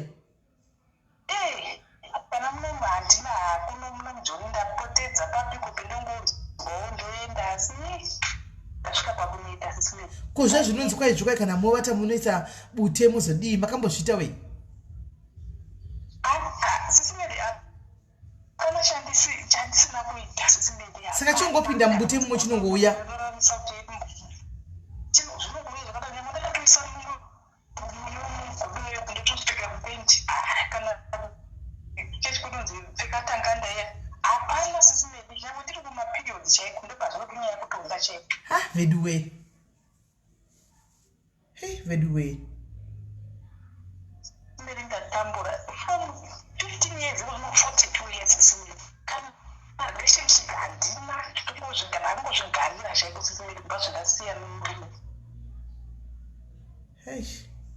ya kola utenge ningikiri tenga airtime yako zvakati next mutange kuita imi vekutanga please remind me kana moya kuwhatsapp kwangu kuti ntisu vaya vave kudai dai ndikurumidze kuziva ndikuisei kumusoro zviri nanoite show yenyu muri 3 noti maita 3 cup vane maproblems makuru makunun'unu manzi mudzoke futi next week zviri nani kana ichita show yenyu muri 3 mokuita kudaro ndatambura makore mangani handizivi hapana vanoziva vachi ivavo hapana kana vabereki vakasvika pakundibetsera kutengesa asi hapana sisime. Hey, and chinhu chakatoipa vediwe ende vakatokugadzira chinhu chakaipa every day. Ndakaenderei ndotozvishayo every day sisime ende ndamborarwa chete ndotosangana nemiedzo isingatomboiti kana kuti munhu Sema. kana kupomerwa chipomerwa Ah, shame. It is well, my sister. All is well. Mwari vachapindiravo. Mwari vachapindira kana wapadhuze kudai so wapadhuze nebreakthrough. asi inyasha kuti ndisvike pazuva ranhasi because ndakapindwa nemweya wokuzviuraya kubva kudhara asi ndingozofunga kuti mwana wangu because simene zvinorwadza kuti kwasviba namweya yauya unototi kwasvibirei ende zvazvinoita manje sisimene kana shoko uringa uda kuita muteleti kunoita weti the moment uda kuita weti ndopazvinobata Paunoda kusimuka kuti kunoita weight paya ndopachobva chatanga. Unochinzwa weti hysteric kuti rega ndipinde muteleti ungoti kuhopeka ndoatakwa. Hey. Let's pray kuti let's hope pamanamatirwa nhasi zvanhasi hachiuye chinhu ichi. Hachiuye muzondipa feedback mangwani. Tione kuti haufa. Ngachikuregei chinhu ichi vediwe. Every day sisimene depend inotodai tota chaiko sisimene. Hey. Yeah. Handina mashoko ndashanda kuti sabute hazvinokuti daro ndaneta nekufamba semene handichadi niye mari yemumadhumbi yandingoshandira kana kumanditumbire ndichimboti ndengatisa upenyu hapana kana ine chimboendera mahara mariyo vamombuti rega ndikuti back to send handichinobhadhara ma2000 rands kurasa mari sisimene uzodemba benda atumbira hamwe mwana wangu musha zvii ndizvozvo asi unenge chisingasiki unenge chitaura ndikugadzirisawo zvinhu zvangu nechititikagadzawo zvinhu zvangu pamwe ndokuti upenyu hwangu hudziuyi hujekewo pangatonyora prestige mucomment section hanzi kana ukavira nditoti mwari nhaye kwavirirei masikana isi vamwe nemadira toita kuvata manheriwa yaime muchitoti nhaye mwari kuita kunge muchaona dima musingashandi maingoti usiku ndomovata inyu vasikati usiku momuka ndikapira bhazi ndichienda kuzimbabwe ndikatongorara mubhazi ndakatogara mubhazi imomo ndotongwata asina kuti pai ndakatogara kana tichichechitoti kuonait kana zviri kuti ngobatwa nehope zvotinhu zvinotouya saka chidi kuti murare choda kuti mugare makatomuka chete unotomadzikira vamwe asina beti ndiko vadiki sesinei pane mvura yamanamatirwa kana zviya hazvingotori adi mudema mune imwe machivana muvate zvimugezesa siko kwenyu nayo mvura itimboona kuti mangwana ufa zvakaoma masikana. My sister, I don't know what to say. I don't know, but I can feel your pain. I can just feel your pain kuti waneta watambura.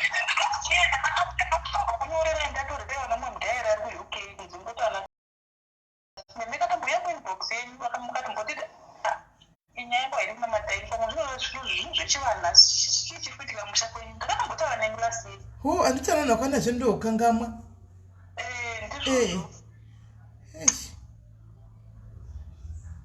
Ndichazivi handichazivi rega itione kuti pamuchageza nhasi mukarira mangwana feedback inomira yakaita sei tonongomeka shati next week since apa pana mari yamunobvisa kwamamajera abvisiswa mari kungotenga airtime yeimoya pano muna matiko rega itione kuti zvingaramba zvakadiwo vamwe vari kuuyawo nematestimony 1 kwemi mwari vangazonya kukanga mwai zvakaita sei let's hope kuti muri kuuyawo netestimony vandakakunetse muswe mande mukanditi muzotenga airtime nefriday ndikakutumira airtime ma6 okuda kucheka mukusenzisa ndatotanga basa ndichizvati ndinozodii zvinozovharirwa zvezvo zvinotaurwa nomuti profeti asvika pakuna mate vanogona ngokuneta so vakuda kutaura neni kana kuita one word nditi kana tiri muchechi kwedu kana chida mati watiri muline kiu yekuna matirwa wangosvika pandironzi adatovhara musodzoka nguva yakati anino ndinotongovharirwa sesimeri nyangwe pandoda kubetserwa kana kuda kunamati wonzi nguva yatokwana ini ndatotarisana nemunhu wachanga unamati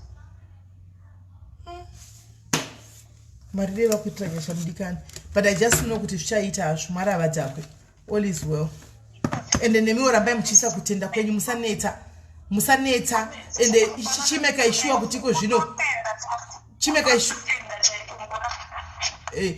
sure kuti iko zvino 12 o'clock paya sumuka antika sumuka every 12 o'clock unamati kana zvichiita imboita kana vhiki 12 na 3 kwakunoedza seta alarm muka urwe nacho irwa nacho imbo level of faith yako ngaimbokwira umboita zvehondo kune zvimwe zvinhu zvinoda vigoroni anoziva wakushandisa mina matei vigoroni manje ndiye wakuda vigoroni prayers ndo dzakudiwa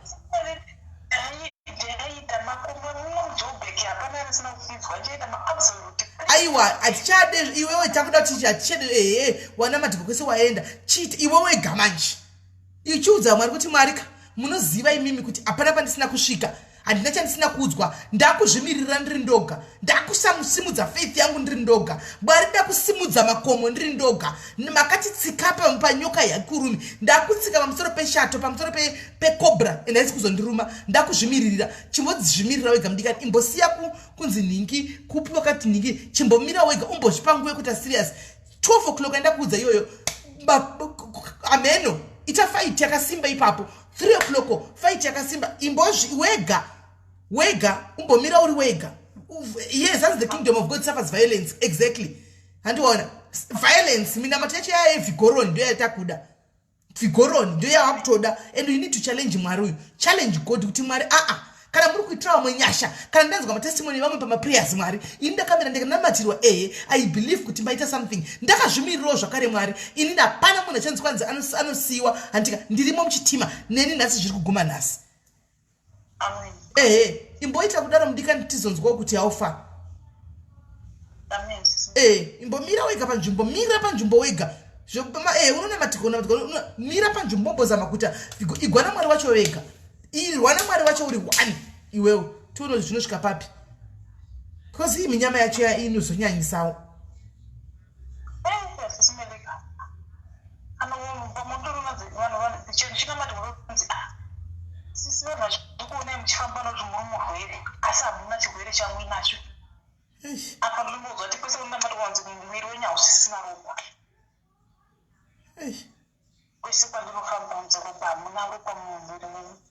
It is well, my sister.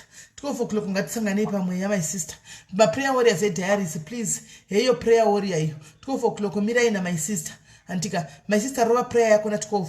Usavate kuvata iko zvino. Antika kuvata kugarika. 12 o'clock dzichimuka. Chitatarika uri pabasa masikado chivata. God vakagara pachigaro chenyasha. Varipo vari kukuona. 12:3 uchirwa nema prayers. Masikati pakushanda paya uchitatarika nehope dzekuvata dzekusata vata uchinamata. Mwari vanoona mudikani. Mwari havana favor.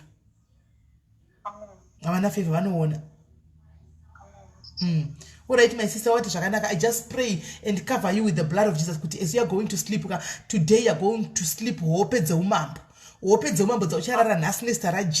And no spirit, no evil spirit, no demonic spirit, no goblin, any spirit which could disturb. Nasi for the first time, you are going to enjoy your sleep. You are going to sleep, deeper sleep. Chino derera icho chichino, chino derera chino jara kuya every day. She penetrator. Antika, today is the end. Imbora rao a peaceful mangwana umukitida umuko mangwana uchiti simeli ijimboita yakashot live ngine testimony ndakara kurara chako chaiko nesta ra Jesu tukwisa mina matedi pamwe chete ne ropa ra Jesu achina simama sobo penyu wako. Amen. All is well, my sister. Thank you very much. I'm so praying and hoping for a miracle, for a testimony tomorrow. To any testimony. Thank you so much, Sister Melly. Thank you, my sister. Shokoma. I've never been in her shoes. I don't know, but I can feel her power. I can feel her frustration. I can see I can feel her giving up. My man, I can feel her pain. Guys, guy every day. Daily roga scan. Daily. Anyway. I cancel my saying and don't kuti I cancel that because I can see people are suffering the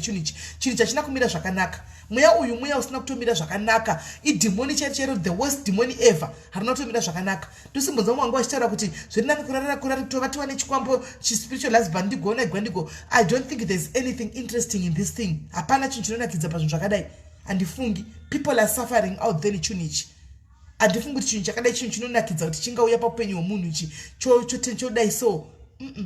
don't think so. I I don't think so. I don't think so. Let us cancel my words that not our guys. Let's learn to let's not invite we'll invite it in our lives every day. No. Let's not bring this evil. Even when you're in comment section. Hey, I heard someone hither saying that on a live. Even if we're in the comment section, I can feel a pain. At your comment section, Shaka woman. Hey, Shaka woman.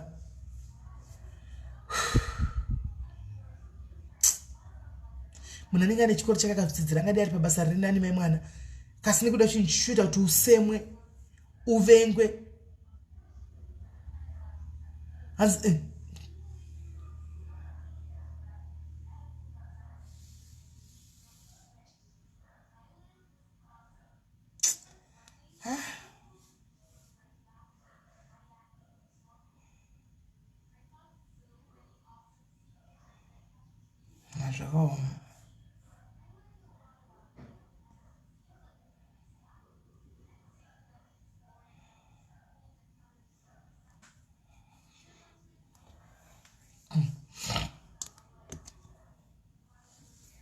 Chakawo maskana mwari ngatitrenya chavidiwe senge madzimai vakatakura zvinorema skana madzimai anotakura zvinorema skana madzimai anotakura zvinorwadza zvinorema kungofamba hedu kungofambawo asi vakadzi cheche vanotakura zvinhu zvinorema veduwe zvinorema spiritual husband inoshungurudza pavanhukadzi zvizhinji kuvarume vashoma vanenge vachita nemaspiritual wives aya anomona kumukadzi zvinonyanya oti kurwadziwa nemwana mimba oti kurwadziwa nemaspiritual husbands aya anenge achiuya achiita zvaanenge achiita izvi woti kuna bhangu iye anenge atori bhizi kusasana naveronica pashapa nabhangu ava vachiita madira Georgina mai mwana achikushungurudza kunosha kuti wotizira kupi mai mwana kutusha vamwe vanenge vachiti kurohwa vachirohwa vakadzi zviri wesi vasikana vanhukadzi it's wesi very way vanhukadzi it's wesi vasikana it has the burdens from Eve true the burdens dzaEve chaichaidza mitoro yaEve chaichaiyo yose zveshuwa yakadururirwa patiri kudururwa kunzi duru patiri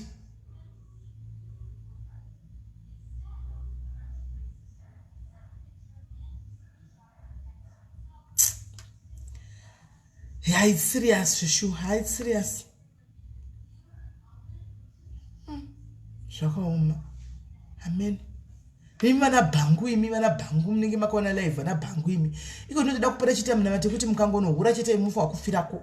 Kwamunenge mangonohura you must die there. Kwamunenge mangonohura you must go there and die. Kana kuti munonamatirana ikoko vana bhangu mose makantarisa imi muchitambudza vakadzi venyu muchiona kuti do you see what these ladies go through? Imi ndo pamunenge muchisasana muchita kusasana kunoparira muchita kusasana kwamunenge muchisasana muruko antika tinenge tichitonamata kuita kuti kana mangoenda chete ukangoe game ukangoenda kunono game ukangonovata pamwe chete pasi pemukadzi wako game ukangonovata pamwe chete game unenge uchigemuka kana kuti unenge uchinamatirana ikoko muchinamatira ndo zvamakuda ana bhangu nokuti manetsa kugutsikana manetsa ana bhangu zvakaoma. So guys, morira zvakanaka antika morira zvakanaka munyengeterere vana venyu please guys, pray for your kids antika and masoul ties kando anonetsa iliri and Rose masoul ties ayi ndosachona vakadzi vakaona chirodzo nemidumbu yavasingaziti midumbu inobva nekupi masoul ties hasi chinhu chemurume pachinobva kunopinda muna Mary choya kumba nemweya yaMary chopinda mauri chatakura maspirits aMary chaya chadira mauri mangwana wabva kuna Mary waenda kuna Jenny wanotakura wanovata naJenny zvinhu zviviri kazvinoita friction wanotora zvokwa Jenny wauya nazvo handimaona wauya wapinza zvemauri wave nemasoul ties evanhu vaviri handitika mangwana zve waenda kuna Patricia wanotora zvemuna Patricia handitika wadzoka wauya zvoti kwauri vakadzi vakaenda kukatarisa vanenge vane problem yechibereko vakadzi vakaona nofila chibereko zvavo zvinorwadza shalom anoona vanofila zvibereko zvavo zvinorwadza vakadzi vakawanda midumbu yevakadzi vakawanda inorwadza anoona oshiya kuti mudumbu wangu munochirwadza chibereko changu chichiri kuitika ani mazvona izvo masoltize wakavigirwa hausiriwe iyo akatonotora akayachikupa iwe uri mukadzi you are so sensitive andika you are vulnerable mudumbu mukadzi ane chibereko ane zvinhu zviri sensitive mukati make medumbu ungona mudumbu hamuchamiri zvakanaka makungorwadza kungodai mudumbu naenda kudumbu kungodai kungodya chinhu chidiki mudumbu wavhunduka kwai watovhunduka mudumbu akutomhanya kutoilet mweya yawakapiwa yakazara mudumbu mako yakawandisa inenge irimo nenyaya unenge uchingovigirwa nevanhu masoltize vanabhangu avo nenyaya yekuti ivo they don't understand nyaya dzemasoltize havadzizivi hanomaona zvinonyanya kuafekta mukadzi tere kudarika vanhurume zvemasoltize izvi hani mazviona saka ana bhangu makanitarisa muzive izvozvo izvo quite happening all from bhangu zvinobva kuna bhangu zvose izvi unopesera mukadzi anoenda unodzuka chibereko mai mwana bhangu hana chibereko ka ungusira chingofamba mukadzi adzuka chibereko nenyaya yezvinhu zvaakanotora mweya yahobho yakanotora kwayakaisa imwe minyama vakadzi yaminayo imwe minyama vasikana yaminayo yekutoti imimi dzimwe nguva wakadzidza wani basa uri pamba nemurume handi dzimwe nguva wakafamba nengochikosemwa nevanhu haisitombori mhosva yako bhangu waugere naye akauya nemweya akauya akaiti cho mweya iseimomo kwauri akanosangana nerimwe rine mweya yekumusha kwaro kumusha kwavo hakuna chinoitika chinobatika kumusha kwavo kuzere mweya yemadhimoni mweya yeurombe bhangu akanovata naro irori kana akauya akati wonjo kwauri wakungona kuti utengese kudai so hazvichaiti kuti ubate chino udai zvinhu zvako zvakungobva kanyuka kuti udai so chino hakuna chiri kuita wakapiwa soltai rakabva kwabhangu kwanikikiri kumwe kwarakabva uko ukauya ukanzincho ukapuwa anti mazvona but koni murinda they are putting sasa ndi kutaura kanchi zvaadhisa pana kuti they are putting their wives at risk aiwa dzimba dzemabwe vana vakadzi kozvinoka vakutotsikwa vazhinji vakutoita zvokutsiva vana nenyaya yekuti vana bhangu ndo vakatanga kutoonesa vakadzi avafaya vana bhangu ndo vakatanga kutoonesa vakadzi avafaya saka vakadzi vakuhura iko zvino hatizvirambe kasi vakadzi vakadzidziswa nemi vana bhangu vakaona kuti tikufirei tikungovigirwa masoltize atigere tikungodaiti hatikurudziri chihure asi tinotaura chokwadi varume ndimi makapusha vakadzi kuti vaende kunohura ngataurei chokwadi hatimbokurudziri chihure but imimi ndimi makapusha vakadzi vanenya kuti everyday murume akadzi achakuzivi mumba hachakuzivi mumba unenge uchingofamba uchingoenda kunge mweya wechina kungodzungaira kunge chimusuri uchingofamba animaona but it's true called D. It's very true ndimi makapusha every day Friday kamukadzi andozati Thursday kasvika Friday kasvika baba vatizoona neMonday makuseni mukadzi anenge achitozviziva kuti zoona neMonday makuseni baba handimaona every mwana vanhu angoti duku ari mumba wamutuma kuinda kunotsvakawo chimwe chekufana chepasaidi mauti kwai vakadzi vakuridza rege ngatsvakei pane kuti chaitatu musoro uteme chii ndimi makatanga varume kupusha vakadzi avo vakanamata kuita kunge vachapera mabvi zvishayiwa basa uchiita kunge sokato hama zvoni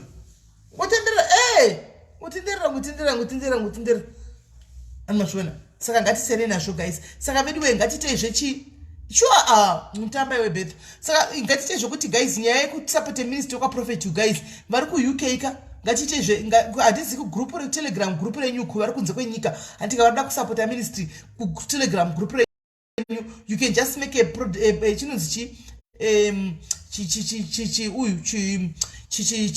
chicontribution chenyikoko handika mongotokupai madetails mongotumira kuzimbabwe state vari kusa shumbres iwo takuisa iwo in charge shumbres bells chikreta chiwhatsapp group ka shumbres kana kuti v chikreta chiwhatsapp group tipinde whatsapp group tikati 50 rand 50 kana 150 kana 100 rand pamunhu handika toendesa kana vachidairi cash kana vati kune zvoda kutengwa zvongotengwa kuno kumongotenga vari kujobheki zvoinda kupi kuzimbabwe anditika chikreta ichiri chigrupu v kana kuti shumbres kreta chigrupu kakira chigrupu toisa linki pana pari kusa wopinda tokontribita then mamishitara nyaya kuti moda kuti vauye mozotanga kudi kuironga manje kuti pavanouya sei kuno kusa zvinofambiswa sei antimazvona saka guys let's do that amuta chirimo here shumbres mucomment section